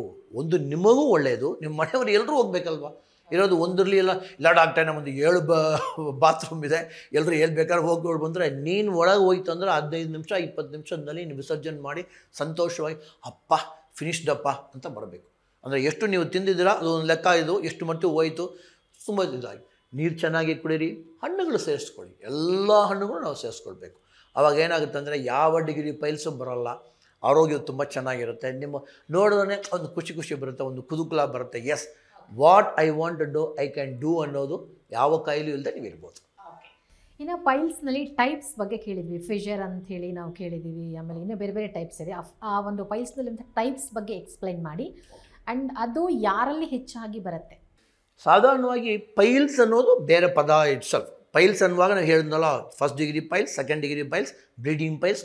ಕೆಲವರಿಗೆ ಡಾಕ್ಟ್ರೇ ಒಂದು ತೊಟ್ಟು ನೀರು ಬರ್ತಾ ಇಲ್ಲ, ಬಟ್ ಉರಿ ಕೆಳಗಿಂದ ಅದು ಹೊಟ್ಟೆ ತಂಗ ಉರಿ ಇರುತ್ತೆ ಡಾಕ್ಟರ್ ಅಂತ ಹೇಳ್ತಾರೆ. That is called as non bleeding piles but irritating piles. ಅಂದರೆ ಅವರು ಸೈನುಸೈಡ್ಸ್ ಪೂರ್ತಿ ವೀಕ್ ಆಗಿದೆ, ಬಟ್ ಯಾವುದು ಹೊರಗೆ ಬಂದಿಲ್ಲ. ಕೆಲವ್ರಿಗೆ ಶಕ್ತಿ ಒಳಗೆ ಇನ್ನೂ ಇಲಾಸ್ಟಿಸಿಟಿ ಇದೆ, ಬಟ್ ಪೂರ್ತಿ ಮ್ಯೂಕಸ್ ಮೆಂಬರ್ನೆಲ್ಲ ಇವರು ತಿನ್ನೋದು ಮಿರ್ಚಿ, ಒಂದು 8 ಮಿರ್ಚಿ, ಹಸಿರು ಮಿರ್ಚಿ ತಿಂದ್ಬಿಟ್ಟು ದಟ್ ಗ್ರೀನ್ ಚಿಲ್ಲೀಸ್ ತಿಂದ್ಬಿಟ್ಟು ಎಲ್ಲ ಒಳಗೆ ಪೂರ್ತಿ ಉರಿತಾ ಇದೆ. So this is called us non bleeding piles, but still it's ಕೊಂಡು ಬ್ಲೈಂಡ್ ಪೈಲ್ಸ್ ಅಂತ ಹೇಳ್ತೀವಿ ನಾವು. ಸೊ ಪೈಲ್ಸ್ನಲ್ಲಿ ಈ ಡಿಗ್ರಿ ಬಂದುಬಿಡುತ್ತೆ. ನೀವು ಹೇಳಿದ್ರೆ Fisher is different. It's not as complicated. ಅಷ್ಟೊಂದು ಕಾಂಪ್ಲಿಕೇಶನ್ ಪೈಲ್ಸ್ ಥರ ಇರೋಲ್ಲ. ಅವ್ರಿಗೆ ಆ್ಯನಲ್ ಆರಿಫಿಸ್ನಲ್ಲಿ ನಮ್ಮ ಇಮ್ಡಿ ಹೊಡೆಯುತ್ತೆ ನೋಡಿ, ಆ ಥರ ಇರೋದು. ಕಂಪ್ಲೀಟ್ ಎಲಾಸ್ಟಿಸಿಟಿ ಹೋಗ್ಬಿಟ್ಟು ಎಲ್ಲ ಕ್ರ್ಯಾಕ್ ಆಗಿರುತ್ತೆ. That is called fissure. ಫಿಷರ್ನಲ್ಲಿ ಸಾಧಾರಣವಾಗಿ ಓನ್ಲಿ ಪೇಯ್ನ್ ಇರುತ್ತೆ. ಅಂಡ್ ಸ್ಟಿಕ್ಸ್ ಆಫ್ ಬ್ಲಡ್ ಅಂತ ಹೇಳಿದ್ನಲ್ಲ, ಟಾಯ್ಲೆಟ್ ಹೋಗ್ತಾ ಇರುವಾಗ ಒಂದು ಸ್ಟಿಕ್ಸ್ ಆಫ್ ಬ್ಲಡ್ ಒಂದು ಚೂರು ಬರ್ಬೋದು, ಮಿಕ್ಕಿರೋದು ಏನೂ ತೊಂದರೆ ಇಲ್ಲ. ಪೈಲ್ಸ್ ಲಿಟಲ್ ಮೋರ್ ಟೈಮ್ ಇದಾಗುತ್ತೆ. ಫಿಷರ್ ಅನ್ನೋದು ಫಸ್ಟ್ ಸ್ಟೇಜ್ ಅಂತ ಹೇಳ್ಬೋದು. ಫಿಶರ್ ಬಂದೇ ಪೈಲ್ಸ್ ಬರಬೇಕು ಅಂತ ಏನಿಲ್ಲ. ಪೈಲ್ಸು ಇರ್ಬೋದು, ಫಿಶರು ಇರ್ಬೋದು, ಎರಡು ಇರ್ಬೋದು. ಅಂದರೆ ಪೂರ್ತಿ ಕುದದ್ವಾರದಲ್ಲಿ ಮುಟ್ಟಿದ್ರೆ ಡಾಕ್ಟರ್ ಎಲ್ಲ ಕಡೆನೂ ಕ್ರ್ಯಾಕ್ ಕ್ರ್ಯಾಕ್ ಕ್ರ್ಯಾಕ್ ಆಗಿಬಿಟ್ಟಿದೆ, ಒರೆ ಹುಂಡು ಎಲ್ಲ 24 ಗಂಟೆನೂ ಉರಿ ಇರುತ್ತೆ ಅಂತ ಹೇಳ್ತಾರೆ. ಸೊ ಅದು ಇದಂತ. ಇನ್ನೊಂದು ಮೂರನೇದು ಇಂಪಾರ್ಟೆಂಟ್, ಪೈಲ್ಸ್, ಫಿಸ್ಟುಲಾ, ಫಿಶರ್ ಅಂತ ನಾವು ಹೇಳ್ತೀವಿ. ಫಿಸ್ಟುಲಾ ಅಂದರೆ ಏನಾಯ್ತು ಅಂದರೆ ಈ ಉರಿ ಇದೆ, ಪೈಲ್ಸ್ ಬೇರೆ ಇದೆ, ಮಧ್ಯದಲ್ಲಿ ಆಗಿರೋದು ಈ ಕ್ರ್ಯಾಕು ಕಂಪ್ಲೀಟಾಗಿ ಕೊಳತೋಗ್ಬಿಟ್ಟು ಒಳಗೆ ಹೋಗಿ ದೇ ಯೂಸ್ ಟು ಕಾಲ್ ಡಾಕ್ಟ್ರೇ 3 o'clock ಪೊಸಿಷನ್ ಅಂತ 7 o'clock ಪೊಸಿಷನ್ ಒಂದು ಚಾನಲ್, ನಾವು ಚಾನಲ್ ಅಂತ ಹೇಳ್ತೀವಲ್ಲ, ನಮ್ಮ ಚಾನಲ್ ಥರ ಇಲ್ಲಿ ಪೂರ್ತಿ ಅಂದರೆ ಇಲ್ಲಿರೋದು ಕುದದ್ವಾರದಲ್ಲಿರೋದು ಅಷ್ಟೊಂದು ಮಾಂಸವನ್ನು ತಿಂದು ಇಲ್ಲಿ ಪೂರ್ತಿ ಕೊಳತೋಗಿ 3 ಗಂಟೆಯಿಂದ 7 ಗಂಟೆ 3 o'clock to 7 o'clock ಪೊಸಿಷನ್ ಅಂತ ಹೇಳ್ತೀವಿ. ಅಲ್ಲಿಂದ ತಿರ್ಗಾ ನಾವು ಅಭ್ಯಾಸ ಸರಿ ಮಾಡ್ಕೊಂಡಿಲ್ಲ, ಡಿಸ್ಚಾರ್ಜ್ ಆಗ್ತಾ ಇರುತ್ತೆ. ಕೆಲವು ಟೈಮ್ನಲ್ಲಿ ಪಾಪ ಗಂಡಸರು ಬಂದು ಹೇಳ್ತಾರೆ, ಡಾಕ್ಟರ್ ಡಿಸ್ಚಾರ್ಜ್ ಆಗೋದು ಕೆಲವು ಟೈಮ್ನಲ್ಲಿ ನಾವು ಹೆಂಗಸ್ರ ಥರ ಪ್ಯಾಡ್ ಇಟ್ಕೊಳ್ಬೇಕು ಅಂತ ಹೇಳ್ತಾರೆ. ಅಂದ್ರೆ ಈ ಲೈನ್ ಪೂರ್ತಿ ಒಳಗಿರೋದು ಒಂದು ಚಾನಲ್, ದಟ್ಸ್ ಕಾಲ್ಡ್ ಫಿಸ್ಟುಲಾ. ಫಿಸ್ಟುಲಾನು ಆಪ್ರೇಷನ್ ಮಾಡ್ತಾರೆ. ಸೊ ಡಾಕ್ಟ್ರೇ ನನಗೆ 7 o'clock ಅಂದರೆ 6 o'clock ಪೊಸಿಷನ್ ಆಪ್ರೇಷನ್ ಮಾಡಿದ್ರು, ಅದು ಕೊನೆಯಲ್ಲಿ 6ಇಂದ ತಿರ್ಗಾ 9 o'clock ಹೋಯಿತು, 9 o'clockಯಿಂದ ಅದನ್ನು ಆಪ್ರೇಷನ್ ಮಾಡಿದ್ರು, ತಿರ್ಗಾ 9 o'clockದಿಂದ 7 o'clock ಬಂತು ಅಂತ ಅದು ಕರೆಕ್ಟ್ ಟೈಮ್ನಲ್ಲಿ ಅದು ರಿಪೋರ್ಟ್ ತರ್ತಾರೆ. ಎಲ್ಲ ಕಡೆಯೂ ಕೆಂಪು ಆಗಿಟ್ಟಿರ್ತಾರೆ. 7 ಆಪ್ರೇಷನ್ ಮಾಡ್ಕೊಂಡು ಬಂದಿರೋರೆಲ್ಲ ನಮ್ಮ ಹತ್ರ ಬಂದಿರೋದು, ಪೈಲ್ಸ್ ಆಪ್ರೇಷನ್ ಮಾಡ್ಕೊಂಡು ಬಂದಿರೋರು ಬಂದಿದ್ದಾರೆ. ಕೆಲವುದು ಪೈಲ್ಸು ಆಪ್ರೇಷನ್ ಮಾಡೋಕ್ಕೆ ರೆಡಿಯಾಗಿದ್ದು ಟಿ ವಿನಲ್ಲಿ ನನ್ನನ್ನು ನೋಡ್ಕೊಂಡು ಓಡ್ ಬಂದು ವಾಪಸ್ ಮುಟ್ಟಲ್ಲ, ಕರೆಕ್ಟ್ ಟೈಮ್ ನಾನು ನೋಡಬೇಕಾಗೂ ಇಲ್ಲ. ಕರೆಕ್ಟ್ ಟೈಮ್ ಬಂದ ತಕ್ಷಣ doctor observe. Sometimes external examination ನಾವು ಮಾಡ್ತೀವಿ, ಎಕ್ಸಾಮಿನೇಷನ್ ಟೈಮ್ನಲ್ಲಿ ಮಾಡ್ತೀವಿ. ಇಲ್ಲಾಂದರೆ ನೀವು ಹೇಳೋದು ನಮಗೆ ಸಾಕ್ರಿ ಸರ್, ಇದು ಫಿಸ್ಟುಲಾ ಅಂತ ಕಂಡುಹಿಡಿತೀರಾ, ಫಿಶರ್ ಅಂತ ಕಂಡುಹಿಡಿತೀರಾ, ಇಲ್ಲ ಪೈಲ್ಸ್ ಅಂತ ಕಂಡುಹಿಡಿತೀರಾ, ಫಸ್ಟ್ ಡಿಗ್ರಿಯಾ ಸೆಕೆಂಡ್ ಡಿಗ್ರಿಯಾ, ಹೆಂಗೆ ಸರ್ ಕಂಡುಹಿಡಿದು ಅಂದರೆ ನೀವು ಹೇಳೋದ್ರಿಂದ ನಾವು ಕಂಡುಹಿಡಿತೀವಿ. ಡಾಕ್ಟ್ರೇ ಹೋಗಿ ಅರ್ಧ ಗಂಟೆ ಕೂತ್ಕೊಳ್ತೀನಿ, ಕೈನಲ್ಲಿ ಮುಟ್ಟಕ್ಕೆ ಏನೂ ಬರ್ತಾ ಇಲ್ಲ, ಆವಾಗ ಸ್ವಲ್ಪ ನೋವು ಬರುತ್ತೆ, ಸ್ವಲ್ಪ ಆದಮೇಲೆ ಸರಿ ಆಗುತ್ತೆ, ಸೆಕೆಂಡ್ ಡಿಗ್ರಿ ಪೈಲ್ಸ್. ಮಲಬದ್ಧತೆ ಮಾತ್ರ ಆಗಿದೆ ಡಾಕ್ಟ್ರೇ, ಸ್ವಲ್ಪ ಹೊತ್ತು ನೋವು ಬರುತ್ತೆ, ಬೇಗ ಡಿಸ್ಚಾರ್ಜ್ ಆಗೋಲ್ಲ, you are in constipation, you are getting ready for your piles. ಅದಕ್ಕೆ ಒಂದು ಮೇಲೆ ಒಂದು ಬಿದ್ದಿರೋದು ಅಂತ. ಇಲ್ಲ ಡಾಕ್ಟ್ರೇ ಆವಾಗ ಯಾವಾಗಲೂ ಒಂದು ಅರ್ಧ ಗಂಟೆ ಆದ ಮೇಲೆ ಹೊರಗೆ ಬರ್ತಾ ಇದೆ, 10 ನಿಮಿಷ ಅದನ್ನು ಒಳಗೆ ಹೋಗಲ್ಲ, ಸ್ವಲ್ಪ ಹೊತ್ತು ಆದಮೇಲೆ ಕೂತ್ಕೊಂಡು ಕೈನಲ್ಲಿ ಪುಷ್ ಮಾಡ್ತು ಅಂದರೆ ಒಳಗೆ ಹೋಯ್ತು, 3rd degree ಪೈಲ್ಸ್. ಇಲ್ಲ ಡಾಕ್ಟ್ರೇ ಇಮ್ಮಿಡಿ ಥರ ಹೋಗ್ಬಿಟ್ಟಿದೆ, ಸಮ್ಟೈಮ್ಸ್ ಈಗೆಲ್ಲ ಫೋಟೋ ಎಲ್ಲ ಇದೆ, ಎಲ್ಲ ತೊಗೊಂಬಂದು ತೋರಿಸ್ತಾರೆ, ಎಲ್ಲ ಕ್ರ್ಯಾಕ್ ಆಗಿಬಿಟ್ಟಿದೆ, ಆವಾಗ ಚೂರು ಇದು ಮಾತ್ರ ಕಾಣುತ್ತೆ, ಪಿಚಿ ಅಂತ ಅಂಟ್ಕೊಳುತ್ತೆ. ಡಾಕ್ಟ್ರೇ ಫಿಶರ್ ಹೇಳಿದ್ನಲ್ಲ ಸರ್, ಪ್ಯಾಡ್ ಇಟ್ಕೊಳ್ಬೇಕು, ಇಲ್ಲಾಂದರೆ ನನಗೆ ಒಳಗೆ ಹೋಗೋಕ್ಕೆ ಮುಜುಗರ ಆಗತ್ತೆ, ಆ ಥರ ಹೇಳ್ತು ಅಂದರೆ then it's a fistula. So fistula, fissure and this one, all 3 we use to call homeopathy ಔಷಧ. ಕೈನಲ್ಲಿ ಮುಟ್ಟದೆ ಒಂದು ಸರ್ಜರಿ ಅಂತ ಒಂದು ಚಿಕ್ಕ ಚಾಕು ತಗೊಳ್ದೆ ಆರೋಗ್ಯವಾಗಿ ಕರ್ಕೊಂಡು ಬರ್ತೀವಿ. ಕೆಲವರಿಗೆ ಬಂದ ತಕ್ಷಣ ಅವ್ರು ಏನು ಹೇಳ್ತಾರೆ ಅಂದರೆ, ಡಾಕ್ಟ್ರೇ ಅಷ್ಟೊಂದು ಉರಿಯಿತು. ಸಮ್ಟೈಮ್ಸ್ ನೀವು ಅಭ್ಯಾಸ ಮಾಡ್ಕೊಂಡಿರ್ತಾರೆ, ಇಂಗ್ಲೀಷ್ ಔಷಧ ಸ್ವಲ್ಪ ಪೇಯ್ನ್ ಕಿಲ್ಲರ್ ಬೇಕಾಗಬಹುದು, ಹೋಮಿಯೋಪತಿನಲ್ಲೇ ನಾನು ಸರಿ ಮಾಡ್ತೀನಿ, ನೀವು ಅಲೋಪತಿ ಎಲ್ಲ ನಿಲ್ಲಿಸ್ಬಿಡಿ, ಹಂಗಿಲ್ಲ. ನೀವು ಚೆನ್ನಾಗಿರಬೇಕು, ನಮಗೆ ಇಂಪಾರ್ಟೆಂಟ್. ನಿಮಗೆ ಒಂದು ಪದ್ಧತಿ ಅಭ್ಯಾಸ ಆಗಿದೆ, ಟ್ಯಾಬ್ಲೆಟ್ ತೊಗೊಂಡಿಲ್ಲ ಅಂದರೆ ಸೈಕಾಲಜಿಗಲಿ ಹೇಳಿದ್ನಲ್ಲ, ಅದೇನು ತಲೆ ತಿಂತಂದರೆ ಏನಪ್ಪ ಬರೀ ಸಿಗಿ ಗುಳಿಗೆಗಳು ಕೊಟ್ಬಿಟ್ರು, ಅಷ್ಟು ದೊಡ್ಡ ಟ್ಯಾಬ್ಲೆಟ್ ತೊಗೊಂಡೇ ನನಗೆ ವಾಸಿ ಆಗಿಲ್ಲ, ಇಷ್ಟು ಕೊಟ್ಟಿದ್ದಾರೆ, ಹೆಂಗಪ್ಪ ವಾಸಿ ಆಗುತ್ತೆ, ಹೆಂಗಪ್ಪ ವಾಸಿ ಆಗುತ್ತೆ? ಅಲ್ಲ, ನಿಮಗೆ ಆರೋಗ್ಯ ಬರೋದು ನಮಗೆ ಇಂಪಾರ್ಟೆಂಟ್. ಹೋಮಿಯೋಪತಿ ಅವರಾಗಲಿ ಅಲೋಪತಿ ಪದ್ಧತಿನಲ್ಲಿ ಅವ್ರಿಗೆ ಗೊತ್ತಿರೋದು ಏನು ಮಾಡ್ತಾರೆ ಅಂದರೆ ಆಪ್ರೇಷನ್ ಮಾಡ್ತಾರೆ. ಆಪ್ರೇಷನ್ ಮಾಡಿ ನಿಮಗೆ ಏನು ಹೇಳ್ತಾರೆ ಅಂದರೆ, ಒಳ್ಳೆ ಅಭ್ಯಾಸಕ್ಕೆ ಬನ್ನಿ, 3 ಲೀಟ್ರ್ ನೀರು ಕುಡೀರಿ, ಬೆಳಗ್ಗೆ ಚೆನ್ನಾಗಿ ತಿನ್ನಿ, ಮಧ್ಯಾಹ್ನ ಸ್ವಲ್ಪ ಕಮ್ಮಿ ಮಾಡ್ಕೊಳ್ಳಿ, ರಾತ್ರಿ ಹಣ್ಣುಗಳು ಚೆನ್ನಾಗಿರಲಿ, ವಿಪರೀತ ಖಾರ ಬೇಡ, ಅವರು ಹೇಳ್ಕೊಡ್ತಾ ಇದ್ದಾರೆ. ಅದೇ ಥರ ಉರಿ ಇದೆ ಅಂದ ತಕ್ಷಣ ನಾವೇನು ಹೇಳ್ತೀವಿ, ಕೆಲವು ಟೈಮ್ಗೆ ವಾಟರ್ ವಾಶ್ ಮಾಡಿ, ಒಂದು ಆ್ಯಂಟಿಸೆಪ್ಟಿಕ್ ವಾಶ್ ಮಾಡಿ, ಅದಾದ ಮೇಲೆ ಸ್ವಲ್ಪ ಚೂರು ದಟ್ ಒಳ್ಳೆ ಎಣ್ಣೆ, what we use to call til oil, ನೂಲು ಎಣ್ಣೆ ಅಂತ ಹೇಳ್ತೀವಲ್ಲ ನಾವು, ಆ ಎಳ್ಳು ಎಣ್ಣೆನ ಸ್ವಲ್ಪ ಹೊರಗೆ ಹೋಯಿತು ಅಂದರೆ ಆ ಲೂಬ್ರಿಕೇಷನ್ ಆಗುತ್ತೆ, ಆವಾಗ ಕಂಟಾಮಿನೇಷನೂ ಆಗೋಲ್ಲ, ಮಲಬದ್ಧತೆಯೂ ಸ್ವಲ್ಪ ಕಮ್ಮಿ ಆಗ್ತಾ ಇರುತ್ತೆ. ಆವಾಗ ನೀವು ಸ್ವಲ್ಪ ಅಭ್ಯಾಸ ಚೇಂಜ್ ಮಾಡ್ಕೊಳ್ತು ಅಂದರೆ 2nd ಡಿಗ್ರಿಯಿಂದ ಅಲ್ಲೇ ನಿಂತ್ಕೊಂಡ್ಬಿಡುತ್ತೆ, 1st ಡಿಗ್ರಿ ಬಂದುಬಿಡ್ತೀರಾ, ಕಾನ್ಸ್ಟಿಪೇಷನ್ ಬರೋಲ್ಲ. ಒಂದು ಎಲ್ಲ ಡಾಕ್ಟ್ರೆ ಹೋಗಿ ಕೂತ್ಕೊಂಡ ತಕ್ಷಣ ಆಯಿತು, ನಿಮ್ಮ ಹತ್ರ ಬಂದು ನಾವು 3 ತಿಂಗಳಾಗಿದೆ, ಹೋಮಿಯೋಪತಿ ಔಷಧ ಬಿಡ್ತಾ ಇದೆ, ನಾವು ಎಲ್ಲ ನಿಲ್ಲಿಸು, ಅದೆಲ್ಲ ನಿಲ್ಲಿಸ್ಬಿಡು, ಹಂಗೆಲ್ಲ ಹೇಳೋಲ್ಲ ನಾವು. ನೀವು ಏನು ತಗೋತಾ ಇರೋ ಅದ್ರ ಜೊತೆಯಲ್ಲಿ ನಾವು ಕೊಡ್ತಾ ಇದ್ದೀವಿ. ಸೊ ಇದು ಒಂದು ಒಳ್ಳೆ ಕವಚ. ಅಫ್ಕೋರ್ಸ್ ಈ ಕವಚನೂ ಕಾಸ್ಟ್ಲಿ ಆಗೇ ಆಗುತ್ತೆ. ಒಂದು ಮೇಲ್ಗಡೆ ಒಂದು ಬ್ಲೇಸರ್ ಹಾಕ್ಬಿಟ್ಟು ಅಂದರೆ ಬ್ಲೇಸರ್ ಶರ್ಟ್ಗಿಂತ ಕಾಸ್ಟ್ಲಿ ಅಲ್ವಾ? ಸೊ ಸಮ್ ಫೀಸ್ ಯಾವುದು ಕಟ್ಟಬೇಕು. ಆವಾಗ ಏನಾಗುತ್ತೆ ಅಂದರೆ ನೀವು ಪದ್ಧತಿನೂ ಚೇಂಜ್ ಮಾಡ್ಕೊಳ್ತಾ ಇದ್ದೀರಾ. ಆವಾಗ 1st ಡಿಗ್ರಿ ಆ ಕಾನ್ಸ್ಟಿಪೇಷನ್ನೇ ನೀವು ಬರೋಲ್ಲ ಡಾಕ್ಟ್ರೆ ಅಂದರೆ ನಿಮ್ಗೆ 100%. ಯಾರಿಗೆ ಕಾನ್ಸ್ಟಿಪೇಷನ್ ಇಲ್ವೋ 100% ಆರ್ 95% ಕೆಲವ್ರಿಗೆ ಹೇಳ್ತೇವೆ ನಾವು, ಇಲ್ಲ ಡಾಕ್ಟ್ರೆ ಒಳಗೆ ಸ್ವಲ್ಪ ಬ್ಲೈಂಡ್ ಪೈಲ್ಸ್ ಯಾವಾಗಲೂ ಒಂದು ಬರುತ್ತೆ ಅಂತ ಹೇಳ್ತಾರೆ. ಇಲ್ಲಾಂದರೆ ನಿಮಗೆ ಪೈಲ್ಸ್ ಬರೋಕ್ಕೆ ಸಾಧ್ಯತೆಯೇ ಇಲ್ಲ, ಫಿಶರ್ ಬರೋಕ್ಕೂ ಸಾಧ್ಯತೆಯೇ ಇಲ್ಲ, ಫಿಸ್ಟುಲಾನು ಬರೋಲ್ಲ. ಆಮೇಲೆ ಹೆಚ್ಚಾಗಿ ನಾನ್ ವೆಜ್ ತಿನ್ನುವಂಥವ್ರಿಗೆ ಈ ಪೈಲ್ಸ್ ಸಮಸ್ಯೆ ಬರುತ್ತಾ, ಅಥವಾ ವೆಜ್ ತಿನ್ನುವಂಥವ್ರಿಗೆ ಪೈಲ್ಸ್ ಸಮಸ್ಯೆ ಬರುತ್ತಾ, ಅಥವಾ ಎರಡೂ ಮಿಕ್ಸ್ ಆಗಿ ಹೆಚ್ಚಾಗಿ ಸ್ಪೈಸಿ ಐಟಮ್ ತಿನ್ನುವಂಥವ್ರಿಗೆ ಪೈಲ್ಸ್ ಸಮಸ್ಯೆಗಳು ಬರುತ್ತಾ? ಏನು ಬೇಕಾದ್ರೂ ತಿನ್ನಿ. ಫಸ್ಟ್ ಹೇಳಿದೆ ಏನು, ನಾನು ಅಂಡರ್ಲೈನ್ ಮಾಡ್ಕೊಳ್ಳೋಣ, ಸಂತೋಷವಾಗಿ ತಿನ್ನಿ. ನನ್ನ ಹುಟ್ಟಿದಿಂದ ಕೆಲ ಟೈಮ್ನಲ್ಲಿ ನಾನು ಬಿಗ್ ಬಾಸ್ ಸೀರಿಯಲ್ದಾಗ ನೋಡಿದ್ದೀನಿ, ಒದ್ದಾಡ್ತಾರೆ, ಒಂದು ಚಿಕನ್ ಪೀಸು, ಒಂದು ಮಟನ್ ಪೀಸು, ಅಯ್ಯೋ ಅದೆಲ್ಲ ನಾನು ಬದುಕಕ್ಕೆ ಆಗೋಲ್ಲ ಅಂತ. ಎಷ್ಟೋ ನನಗೆ ಆಶ್ಚರ್ಯವಾಗಿರುತ್ತೆ. ಇಷ್ಟು ಇಲ್ಲಿ ಬಂದಿದ್ದಾರೆ ಪಾಪ, 100 ದಿವಸ ಇರಬೇಕು ಅಂದರೆ ಒಂದು ಚಿಕನ್ ಪೀಸಲ್ಲಿ ಇಷ್ಟು ಸಾಯ್ತಾರಲ್ಲ ಪಾಪ ಅಂತ. ಅಂದರೆ ಅವ್ರ ಪದ್ಧತಿ ಆಗಿಬಿಟ್ಟಿದೆ, ನನಗೆ ಚಿಕನ್ ಬೇಕು ತಿನ್ನಿ. ಒಂದು ಹೇಳ್ತಾನೆ, ಡಾಕ್ಟ್ರೇ ನಾವು ಒಂದು ಕುರಿ ನಾನೇ ಮುಗಿಸ್ಬಿಡ್ತೀನಿ. ಡಾಕ್ಟರ್, ಒಂದು ಕುರಿ ನೀವೇ ಯಾಕೆ ಮುಗಿಸ್ತೀಯಾ? 4 ಜನ ಕೊಡು. ಸೊ ಏನು ಬೇಕಾಗುತ್ತೆ, ವೆಜಿಟೇರಿಯನ್ ನಾನ್ ವೆಜಿಟೇರಿಯನ್ ಆಗಲಿ, ಸಂತೋಷವಾಗಿ ತಿನ್ನೋದು ತುಂಬ ಇಂಪಾರ್ಟೆಂಟ್. ನೀರಿನಾಂಶ ಸರಿಯಾಗಿ ಸೇರಿಸ್ಕೊಳ್ಳೋದು ಇಂಪಾರ್ಟೆಂಟ್. ಹಣ್ಣುಗಳನ್ನು ಸೇರಿಸ್ಕೊಳ್ಳೋದು ತುಂಬ ಇಂಪಾರ್ಟೆಂಟ್.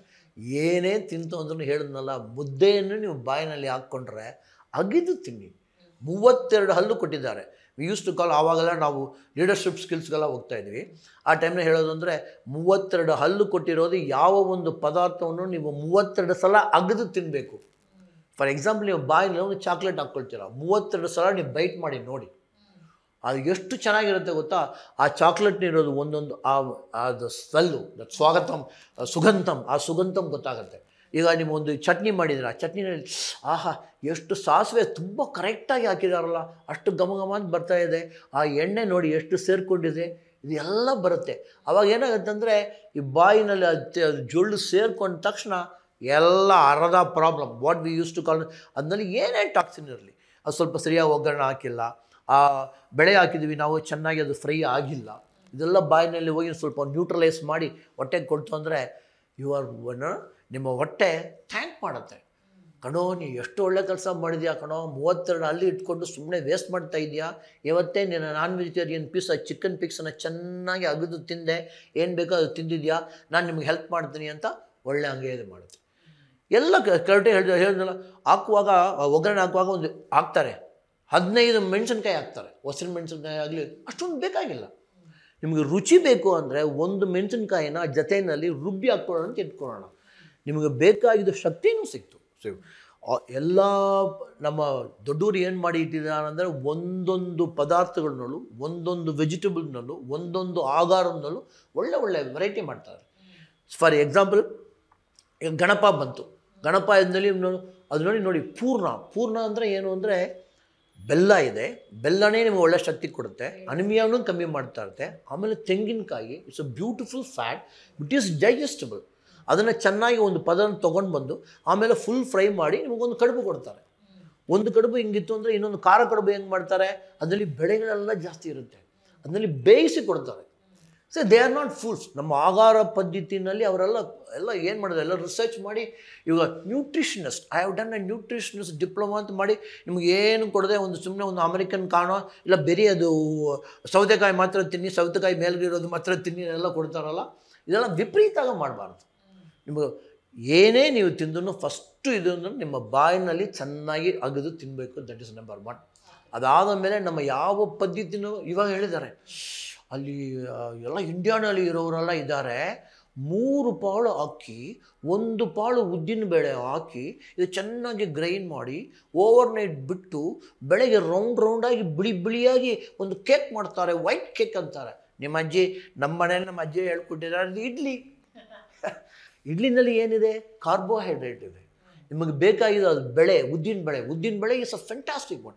ಉದ್ದಿನ ಕಾಳುನಲ್ಲೂ ಮಾಡ್ಬೋದು. ಉದ್ದಿನ ಕಾಳು ಕೆಲ ಟೈಮ್ ಏನಾಗುತ್ತೆ, idli may not be white, but idli actually ಒರಿಜಿನಲಾಗಿ ಆ ದೇವರು ಮಾಡಿ ಇದು ಮಾಡ್ತಾ ಇರೋದು, ಅರ್ಪಣೆ ಮಾಡ್ತಾ ಇರೋದು ಇವ್ರಿಗೆಲ್ಲ ಮಾಡ್ತಾ ಇರ್ತಾರೆ. ಅದರಲ್ಲಿ ಆ ಕಪ್ಪು ಕಾಳು ಇದೆಲ್ಲ ಉದ್ದಿನ ಕಾಳು, ಅದರಲ್ಲಿ ಇರೋದು ನಿಮ್ಮ ಜಿಂಕ್, ಪೊಟ್ಯಾಷಿಯಮ್, ಮೆಗ್ನೀಷಿಯಮ್ ಇದೆಲ್ಲ ಜಾಸ್ತಿ ಇದೆ. ಅದನ್ನೇ ಅವಾಗ ಹೇಳ್ತಾ ಇದ್ರು, ನಮ್ಮ ಅಗಸೆ ಸೀಡ್ ಅಂತ ಹೇಳ್ತೀವಲ್ಲ ನಾವು, ಫ್ಲ್ಯಾಕ್ಸ್ ಸೀಡ್ಸ್ ನಮಗೆ ಕೇಳೇ ಇಲ್ಲ ನಾವು, ಅದೆಲ್ಲ ನಮ್ಮ ಪದ್ಧತಿನಲ್ಲಿ ಇತ್ತು. ಇವಾಗ ಆ ಕಪ್ಪು ನವಿಲಕ್ಕಿನೇ ಏನೋ ಒಂದು ಹೇಳ್ತಾ ಇದ್ದಾರೆ, ಅದೊಂದು ಇನ್ನು ಮಾಡ್ತೀವಿ ನಾವು. ಎಲ್ಲ ಚೆನ್ನಾಗಿ ಗೊತ್ತಾಗ್ಬಿಟ್ಟಿದೆ ಡಾಕ್ಟ್ರೇ, ಇವಾಗ ನಾವೆಲ್ಲ ತುಂಬ ಬುದ್ಧಿವಂತರು ಆಗ್ಬಿಟ್ಟಿದ್ವಿ. ಕುದುರೆವಾಲಿ, ಸಾಮೆ, ತೆನೆ ಇದೆಲ್ಲ ನಾವು ತುಂಬ ಜಾಸ್ತಿ ಅಂತೀವಿ. ಮಕ್ಕಳದು ಜೀರ್ಣ ಆಗಲ್ಲ. ನಿಮಗೆ ಅನ್ನಪೂರ್ಣೇಶ್ವರಿ ಅಂತ ನಿಮ್ಮ ವೈಟ್ ರೈಸ್ ಕೊಟ್ಟಿದ್ದಾರೆ, ಅದರಲ್ಲಿ ಕಪ್ಪು ಅಕ್ಕಿನೇ ತುಂಬ ಒಳ್ಳೆಯದು, ಕೆಂಪು ಅಕ್ಕಿನೇ ಒಳ್ಳೆಯದು, ಎಲ್ಲ ಮಾರ್ಕೆಟಿಂಗ್. ನಿಮ್ಮ ವೈಟ್ ಅಕ್ಕಿಯಿಂದ ತಿನ್ನೋದ್ರಿಂದ ನಿಮಗೆ ಡಯಾಬಿಟಿಸ್ ಬರೋಲ್ಲ. ಸಕ್ಕರೆಯನ್ನೇ ನೀವು ತಿಂದ್ರೂ ನಿಮ್ಮ ಡಯಾಬಿಟಿಸ್ ಅದರಿಂದ ಬಂದಿಲ್ಲ. ನಿಮ್ಮ ಆರೋಗ್ಯ ಚೆನ್ನಾಗಿಲ್ಲದೆ ಆ ಪ್ಯಾಂಕ್ರಿಯಾಸ್ ಅಂತ ಅದು ಇರೋದು ಅದನ್ನು ಇನ್ಸುಲಿನನ್ನು ಉತ್ಪತ್ತಿ ಮಾಡ್ತಾ ಇದೆ. ಅದು ಇನ್ಸುಲಿನ್ ಅಂತ ನಿಮ್ಮ ಸಕ್ಕರೆ ಅಂಶ ಅದು ಅಂಡರ್ಸ್ಟ್ಯಾಂಡ್ ಆಗ್ತಾ ಇಲ್ಲ. ಸೆಲ್ ಒಳಗೆ ಬರ್ತಾ ಇದೆ. ಇನ್ಸುಲಿನ್ ಏನು ಮಾಡ್ತಾರೆ ಅಂದರೆ ನಾನು ನನ್ನ ಜೊತೆಯಲ್ಲಿ ಸೇರಿಕೊಳ್ತು ಅಂದರೆ ಸೆಲ್ ಒಳಗೆ ಹೋಗುತ್ತೆ. ಆವಾಗ ನಿಮ್ಮ ಬಾಡಿನಲ್ಲಿ 72,000 ಟ್ರಿಲಿಯನ್ ಸೆಲ್ಸ್ ಅಂತ ಹೇಳ್ತೀವಿ. ಒಂದು ಟ್ರಿಲಿಯನ್ ಅಂದರೆ ಒಂದು ಕೋಟಿ ಕೋಟಿ ಕೋಟಿ ಕೋಟಿ ಅಷ್ಟೊಂದು ಸೆಲ್ ಒಳಗೆ ಹೋಯ್ತು ಅಂದರೆ ಆಹಾ ನಾನು ಚೆನ್ನಾಗಿ ಮಾಡ್ತಾಯಿದ್ದೀನಿ. ಇಲ್ಲ ಡಾಕ್ಟ್ರೆ ತುಂಬ ಹಸುವಾಗ್ತಾ ಇದೆ, ಇವಾಗ ಮೊನ್ನೆ 100 ಇತ್ತು, ಇವಾಗ ಒಂದು 300 400 ಅಂತ. ಅಂದರೆ ಆ ಇನ್ಸುಲಿನ್ ಉಪಯೋಗಿಸ್ಕೊಂಡು ಸೆಲ್ ಒಳಗೆ ಹೋಗ್ತಾ ಇಲ್ಲ. ಈಗ 72,000 ಟ್ರಿಲಿಯನ್ ಸೆಲ್ಗೆ ಈ ಸಕ್ರಾಂಶ ಒಳಗೆ ಹೋಯ್ತು ಅಂದರೆ ಏನಾಗ್ತಾ ಇತ್ತು, ನಿಮಗೆ 70 100 ಒಳಗೆ ಇತ್ತು. ಇವಾಗ ಅದು ಇನ್ಸುಲಿನ್ ಅಂದರೆ ನಿಮಗೆ ಗೊತ್ತಾಗ್ತಾ ಇಲ್ಲ. ಏನಾಗುತ್ತೆ, ಬ್ಲಡ್ನಲ್ಲಿ ಓಡಾಡ್ತಾ ಇರ್ತಾರೆ, 300 400 500 ಅಂತ ಓಡಾಡ್ತಾ ಇರ್ತಾರೆ. So it has to go inside ಇದು ವೀಸಾ. ಇನ್ನೊಂದು ಕಂಟ್ರಿ ಅಂತ ನಿಮ್ಮ ಸೆಲ್ ಒಳಗೆ ಹೋಗ್ಬೇಕಂದ್ರೆ ಇನ್ಸುಲಿನ್ ಕಾಯ್ತಾ ಇರ್ತಾರೆ, ಬಾರ ಮಗನೇ ನೀವು ಸಕ್ಕರೆ ಅಂತ ಬರ್ತಾ ಇದೆ ಈ ಒಳಗೆ ಹೋಯ್ತು ಅಂದರೆ ನಿಮ್ಗೆ ಎನರ್ಜಿ ಚೆನ್ನಾಗಿರುತ್ತೆ. ಇಲ್ಲಾಂದರೆ ಎಲ್ಲಿ ಹೋಗಬೇಕೋ ಆ ಒಳಗೆ ಸೆಲ್ ಹೋಗ್ತಾ ಇಲ್ಲ ಅಂದರೆ ಡಾಕ್ಟ್ರೇ ಬೆಳಗಿಂದ ಯಾವಾಗಲೂ ಸ್ವಸ್ತು ನೀವು ಕೇಳ್ತಿರೋಲ್ಲ. ಆಮೇಲೆ ಏನಾಗುತ್ತೆ, ಎಲ್ಲ ಬಾಯೆಲ್ಲ ಒಣಗೋಗ್ಬಿಟ್ಟಿದೆ ಡಾಕ್ಟ್ರೇ, ಡಯಾಬಿಟಿಸ್ ಅವ್ರು ಹೇಳ್ತಾರೆ. So that's called as polydipsia. ದಾಹ ಜಾಸ್ತಿ ಆಗಿಬಿಟ್ಟಿದೆ. ಸೊ ಜಾಗ ಜಾಸ್ತಿ ಅಂತಂದ್ರೆ ನೀರು ಕುಡಿತಾ ಇದ್ದಾರೆ. ಇವಾಗ ಪದ್ಧತಿನ ಚೇಂಜ್ ಮಾಡ್ಕೊಳ್ತಾ ಇಲ್ಲ. ಆ ಸಕ್ಕರೆ ಅಂಶವನ್ನು ಹೆಂಗೆ ನಿಮ್ಮ ದೇಹಕ್ಕೆ ಒಳಗೆ ಸೇರಿಸ್ಬೇಕು ಅಂತ ಅದನ್ನು ಮಾಡದೆ ಬಿಟ್ಬಿಟ್ಟು ದಾಹ ಜಾಸ್ತಿ ಆಗಿಬಿಟ್ರೆ 2-3 ಲೀಟ್ರ್ ಕುಡಿತೀನಿ. ಆವಾಗ ಪಾಲಿಡಿಪ್ಸಿಯಾ ಆಗಿ ದಾಹ ಆಗುತ್ತೆ. ಅವಾಗ ಯೂರಿಯಾ ಆಗಿಬಿಡುತ್ತೆ.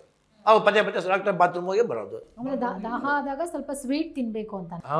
ಆ ಟೈಮ್ನಲ್ಲಿ ಆ ಸ್ವೀಟ್ ಪದ್ಧತಿನ ಸರಿ ಮಾಡ್ಕೊಳ್ಬೇಕು. ಆವಾಗ ಏನಾಗುತ್ತೆ, ನಿಮ್ಮ ಮನಸ್ಸು ಹೇಳಿದ್ನಲ್ಲ, ನಿಮ್ಮ ಸಂತೋಷವಾಗಿ ಡಯಾಬಿಟಿಸ್ ಬಂದ್ಬಿಟ್ಟಿದೆ, ಡಯಾಬಿಟಿಸ್ ಬಂತಂದರೆ ನಾಳೆನೇ ಪ್ರಾಣ ಹೋಗಲ್ಲ. ಪದ್ಧತಿಯನ್ನು ಚೇಂಜ್ ಮಾಡ್ಕೊಳ್ಳಿ, ಕಾಳುಗಳು ಜಾಸ್ತಿ ಮಾಡ್ಕೊಳ್ಳಿ, ತರಕಾರಿಗಳು ಸ್ವಲ್ಪ ಸೇರಿಸ್ಕೊಳ್ಳಿ, ನಮ್ಮ ಒಳ್ಳೆ ಫ್ಯಾಟೆಲ್ಲ ಸೇರಿಸ್ಕೊಳ್ಳಿ. ಫ್ಯಾಟ್ ಇಲ್ಲದೆ ಫ್ಯಾಟ್ ಆಗೋದು ದಪ್ಪ ಆಗಿಬಿಡ್ತೀನಿ ನಾನು, ಫ್ಯಾಟ್ ಆಗಿ ತಿನ್ನೋಲ್ಲ ಅಂದರೆ ಸ್ವಲ್ಪ ತಿನ್ನಬೇಕು.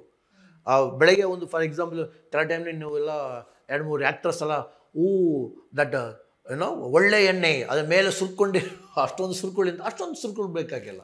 ಎಷ್ಟು ಬೇಕೋ 1 ಸ್ಪೂನ್ ಒಂದು ಚಟ್ನಿ ಪುಡಿ ಇದೆ, 1 ಸ್ಪೂನ್ ಚಟ್ನಿ ಪುಡಿಗೆ 1 ಸ್ಪೂನ್ ಎಣ್ಣೆ ಹಾಕ್ಕೊಂಡು ಇಲ್ಲ ತುಪ್ಪ ಹಾಕ್ಕೊಂಡು ಕಲಸ್ಕೊಂಡು ಇಡ್ಲಿ ಬೇಕಾದ್ರೆ ತಿನ್ನಿ, ಇಲ್ಲ ದೋಸೆಗೆ ಬೇಕಾದ್ರೆ ಮಾಡ್ಕೊಳ್ಳಿ. ಆಮೇಲೆ ಫಾರ್ ಎಕ್ಸಾಂಪಲ್ ಉದ್ದಿನ ವಡೆ ಬೇಕಾ, ಸಂತೋಷವಾಗಿರ್ತೀನಿ.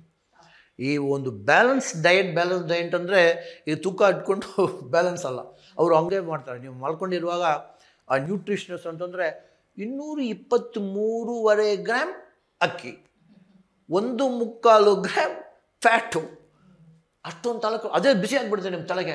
ಮೈ ಗಾಡ್ 1/4 ಹಂಗ ಹಿಂಗೆ ಟೆನ್ಷನ್ ಆಗಿಬಿಡುತ್ತೆ. ಏನೂ ಟೆನ್ಷನ್ ಮಾಡ್ಕೊಳ್ಬೇಡಿ. ಸಕ್ಕರೆ ಅಂಶ ಇರುವಾಗ 2-3 ಇಂಪಾರ್ಟೆಂಟ್ನ ಹೇಳ್ತೀನಿ ನಾನು. ಫಾರ್ ಎಕ್ಸಾಂಪಲ್ ಇದೆಲ್ಲನೂ ಪೈಲ್ಸ್ ಇದಕ್ಕೆ ಬರೋದ್ರಿಂದ ಸಂತೋಷವಾಗಿ ರಾಗಿ ಮುದ್ದೆ ತಿನ್ನಿ. ರಾಗಿ ಮುದ್ದೆ ತಿನ್ನೋದ್ರಿಂದ ಡಯಾಬಿಟಿಸ್ ಕಮ್ಮಿ ಆಗುತ್ತೆ ಅಂತ ಅಂದ್ಕೊಳ್ಬೇಡಿ, ಅದು ಮುಟ್ಟಾಳ್ತನ. ಯಾಕೆ, ರಾಗಿ ಮುದ್ದೆ ತಿಂತು ಅಂದರೆ ನಿಮ್ಮ ದೇಹಕ್ಕೆ ಸಿಗ್ತಾ ಇರೋದು ಸಕ್ಕರೆ ಅಂಶ, what we use to call glycaemic index. ಒಂದು ರಾಗಿ ಮುದ್ದೆ 100 ಗ್ರಾಮ್ ತಿಂತೀರ, 100 ಗ್ರಾಮ್ ತಿಂತು ಅಂದರೆ ನಿಮ್ಮ ದೇಹಕ್ಕೆ ಸಿಗ್ತಾ ಇರೋದು 83% ನಿಮಗೆ ಸಕ್ಕರೆ ಅಂಶ ನಿಮ್ಮ ದೇಹಕ್ಕೆ ಸಿಗುತ್ತೆ. ಇವಾಗ ನಾವೆಲ್ಲ ಹೇಳ್ತೀವಿ, ಡಾಕ್ಟ್ರೇ ವೈಟ್ ರೈಸ್ ಎಲ್ಲ ನಿಲ್ಲಿಸ್ಬಿಟ್ಟಿದ್ದೀನಿ ನಾನು, ಡಯಾಬಿಟಿಸ್ ಹೋಗ್ಬಿಟ್ಟಿದೆ. ಹೋಗಲ್ಲ. White rice gives you only 57%. 57% ನಿಮ್ಮ ದೇಹಕ್ಕೆ ಒಳ್ಳೆಯದಾ ಸಕ್ಕರೆವರೆಗೆ, ರಾಗಿ ಮುದ್ದೆ ಒಳ್ಳೆಯದಾ? ಬಟ್ ಏನು ಡಾಕ್ಟ್ರೇ ಇಷ್ಟೊಂದು ದಿವಸ ನಾವನ್ನೆಲ್ಲ ತಿಳ್ಕೊಂಡಿದ್ದೇವಲ್ಲ ಹಿಂಗೆ ಹೇಳ್ಬಿಟ್ಟಿದ್ರು ಅಂದರೆ, ರಾಗಿ ಮುದ್ದೆ ಯಾರು ತಿಂತಾಯಿದ್ರು? ಒಳ್ಳೆ ವಯಸ್ಸಾದವರು ಅದು ಏನು ಮಾಡ್ತಾಯಿದ್ರು ಅಂದರೆ ಏರನ್ನು ಎತ್ಕೊಂಡು ಹೋಗಿ ಉಳ್ತಾ ಇದ್ದರು. ಅಂದರೆ we are stilling you mutt heard very I am burning the carb ಅಂತಾರೆ. ಕಾರ್ಬ್ ಅನ್ನೋದು ಕಾರ್ಬೋಹೈಡ್ರೇಟ್. ಸೊ ನಿಮ್ಮ ಅಜ್ಜಿ ಒಳ್ಳೆ ಕೆಲಸ ಮಾಡಿ ಮುದ್ದೆಯನ್ನು ತಿಂದು ಕರಗಿಸ್ಕೊಳ್ತಾ ಇದ್ರು. 83% ಅವ್ರು ತೊಗೊಳ್ತಾ ಇರುವಾಗ, ಚೆನ್ನಾಗಿ ಕೆಲಸ ಮಾಡಿ ಕರಗಿಸ್ಕೊಳ್ಳುವಾಗ ಅವ್ರಿಗೆ 40-30 ಅಂತ ಬಂತು. ನೀವು 50 ಆವಾಗ ಅದು ಅಕ್ಕಿ ಬೇರೆ ಸಿಗ್ತಾ ಇಲ್ಲ. ಈಗ ಕಾಡಿಗೆ ಹೋಗಿ ನಾವು ಉಳಬೇಕು ಅಂದರೆ ಅದು ನಾ ಇರೋದು ಜಾಗ ಬಿಟ್ಟು ಒಂದು 20 ಕಿಲೋಮೀಟ್ರ್ ಹೋಗಿ ಅದನ್ನು ಹೋಗಿ ಕೆಲಸ ಮಾಡಿದ್ದೀನಿ. ಈಗ ನನಗೆ ಅಕ್ಕಿ ಸಿಗ್ತಾ ಇದೆ. ಅರ್ಧ ಗಂಟೆ 2 ಗಂಟೆ ಒಳಗಿದ್ದು ಡೈಜೆಷನ್ ಆಗಿಬಿಡ್ತು ಅಂದರೆ ನನಗೇನು ಇದರಿಂದ ಸಕ್ಕರೆ ಅಂಶ ಏನು ಕೆಟ್ಟದಾಗಲ್ಲ. ಅಂದರೆ ಬರೀ ಸೋರು ತಿಂತಾಯಿದ್ದೀನ, ಬರೀ ಅನ್ನ ತಿಂತಾಯಿದ್ದೀನ, ಬೆಳೆ ಸೇರಿಸ್ಕೊಳ್ತಾ ಇದ್ದೀನಿ. ಚಿಕ್ಕ ಮಗು ಅಂದರೆ ಏನು ಮಾಡ್ತೀವಿ, ಅದು ಸ್ವಲ್ಪ ತುಪ್ಪ ಹಾಕಿ ಬೆಳೆ ಹಾಕಿ ಆ ಅನ್ನದಲ್ಲಿ ಸೇರಿಸಿ ಬೆಳೆಗೆ ಕೊಡೋದು. ಅನ್ನಪ್ರಾಶನ ಮಾಡುವಾಗ ಇಷ್ಟೇ ಮಾಡೋದು. ಕಾರ್ಬೋಹೈಡ್ರೇಟ್ ಇದೆ, ಫ್ಯಾಟ್ ಇದೆ, ಪ್ರೋಟೀನ್ ಇದೆ. ಇವರೆಲ್ಲ ಬ್ಯೂಟಿಫುಲ್. ನಮ್ಮ ಅಜ್ಜಿ, ನಮ್ಮ ಅಮ್ಮ, ನಿಮ್ಮಮ್ಮ ಎಲ್ಲರೂ ಒಂದು ಬ್ಯೂಟಿಫುಲ್ ನ್ಯೂಟ್ರಿಷನಿಸ್ಟ್. ಆ ಜೊತೆನೇ ಸ್ವಲ್ಪ ದಿವಸ ಆಯಿತು ಅಂದರೆ ಸ್ವಲ್ಪ ಬೇಯಿಸಿ ಆ ಕ್ಯಾರೆಟೋ ಇಲ್ಲಾಂದರೆ ಬೇರೆ ಒಂದು ಬೇಯಿಸಿ ಅದನ್ನಲ್ಲಿ ಸೇರಿಸಿ ಕೊಡೋರು. Then you are getting vitamin A, you are getting fibre. ಇನ್ನೊಂದು ತುಂಬ ಇಂಪಾರ್ಟೆಂಟ್ ಹೇಳೋದು ಬರ್ತದೆ, ಸಾಧಾರಣವಾಗಿ ಪೈಲ್ಸ್, ಫಿಸ್ಟುಲಾ, ಫಿಷರ್ ಇರೋರು ಫೈಬರ್ ಫೈಬರ್ ಫೈಬರ್ ಅಂತ ಸೇರಿಸ್ಕೊಳ್ಬೇಕು ಅಂತಾರೆ. ಫೈಬರ್ ಅಂತ ಹೇಳ್ಬಿಡ್ತಾರೆ, ಏನು ಅಂತ ಹೇಳೋಲ್ಲ. Again will go back to our ಅಜ್ಜಿ. ಏನೇ ಮೈ ಹುಷಾರಿಲ್ವಾ, ತಿಳಿಸಾರು ತಗೋ. ಸಾರು ಈಸ್ ವೆರಿ ಇಂಪಾರ್ಟೆಂಟ್. ತಿಳಿಸಾರು ನಿಮ್ಮ ಟ್ಯಾಮ್ರಿಂಡ್ ಇದಲ್ಲ, ನಮ್ಮ ಹುಣಸಿನ ಹಣ್ಣು, ಹುಣಸಿನ ಹಣ್ಣೊಂದು 1 ಗ್ಲಾಸ್ ನೀವು ರಸಮ್ ಕುಡಿದು ನೋಡಿ. ಅದಕ್ಕೆ ಏನಾಗ್ತೀರಾ, ಜೀರಿಗೆ ಹಾಕ್ತೀರಾ, ಅದು ಸ್ವಲ್ಪ ಬೇಕಾದ್ರೆ ಓಮಮ್ ಹಾಕ್ತೀರಾ, ಅಜ್ವೈನ್ ಅಂತ ಹಾಕ್ತೀರಾ, ಅದಕ್ಕೆ ಬೇಕಾದರೆ ಅದೆಲ್ಲ ಹಾಕ್ಕೊಂಡು ಚೂರು ಬೆಳೆಗಾಗನ ಕಟ್ಟಿಸಾರು ಅಂತ ಹೇಳ್ತೀರಲ್ಲ, ಅದು ಬೇರೆ ಹಾಕಿರ್ತಾ ಪ್ರೋಟೀನ್ ಇದೆ. 1 ಗ್ಲಾಸ್ ಕುಡಿದ್ರೆ ನಿಮ್ಮ ದೇಹಕ್ಕೆ ಎಷ್ಟೊಂದು ಫೈಬರ್ ಬೇಕೋ 25% 1 glass will give you. Vegetable, green vegetable, all ಕಾಳುಗಳು, ಎಲ್ಲ ಕಾಳುಗಳು ಹೇಳಿದ್ನಲ್ಲ, ಉದ್ದಿನ ಕಾಳು, ಚೆನ್ನ, ನಮ್ಮ ಕಡಲೆ ಕಾಳು, ಹೆಸರು ಕಾಳು, ಆಲ್ ಕಾಳುಗಳಲ್ಲಿ ಫೈಬರ್ ಸ್ವಲ್ಪ ಜಾಸ್ತಿ. ಬೆಳೆ ಅಂದರೆ ಅದು ಮೇಲಿರೋದು ಹೊಟ್ಟು ತೆಗೆದು ಬಿಸಾಕ್ಬಿಡ್ತೀವಿ ನಾವು. ಅದು ಹಸುಗೆ ಕೊಡೋಣ ಅಂತ ನಮ್ಗೆ ಹಾಲು ಕೊಡ್ತಾರೆ ಅಂತ ಒಂದು ಆ್ಯಕ್ಚುಲಿ ನಮ್ಗೆ ಗೊತ್ತಿಲ್ಲದೆ ಒಳ್ಳೆ ಒಂದು ಕೆಲಸ ನಾವು ಮಾಡಿದ್ದೀವಿ ನಾವು. ಸೊ ಎಲ್ಲ ಕಾಳುಗಳಲ್ಲೂ ಒಳ್ಳೆ ವಿಟಮಿನ್, ಒಳ್ಳೆ ಕ್ಯಾಲ್ಶಿಯಮ್ ಇದೆ, ಒಳ್ಳೆ ಫೈಬರ್ ಇದೆ. ಹುಣಸಿನ ಹಣ್ಣಿನಲ್ಲಿ ನಿಮಗೆ ಫೈಬರ್ ಇದೆ. Daily recommended allowance, all vegetable, ಇದೆಲ್ಲ ಒಂದು ಬ್ಯಾಲೆನ್ಸ್ಡಾಗಿ ತೊಗೋಬೇಕು. ಅಂದರೆ ಇದೆಲ್ಲ ಸೇರಿಸ್ಕೊಳ್ಬೇಕು. What we use to call mixed diet ಅನ್ನುವಾಗ carbohydrate, protein, micronutrient, zinc, potassium, calcium ಎಲ್ಲ ಇದರಲ್ಲಿ ಇದೆ. ಇದೆಲ್ಲ ಒಂದೊಂದು ಕೆ ಜಿ ತೊಗೊಂಡ್ಬಿಡ್ತಾರೆ. ನಿಮ್ಮ ಜಾಗ ತೊಗೊಳ್ಳಲ್ಲ. ಪೊಟ್ಯಾಷಿಯಮ್ ಅಂದರೆ ನಿಮಗೆ ಬೇಕಾಗಿದ್ದು ಒಂದು ಅಪ್ರಾಕ್ಸಿಮೇಟ್ಲಿ 30 to 40 ಮಿಲಿಗ್ರಾಮ್. ಜಿಂಕ್ ಬೇಕಾದ್ರೆ 5 to 6 ಮಿಲಿಗ್ರಾಮ್.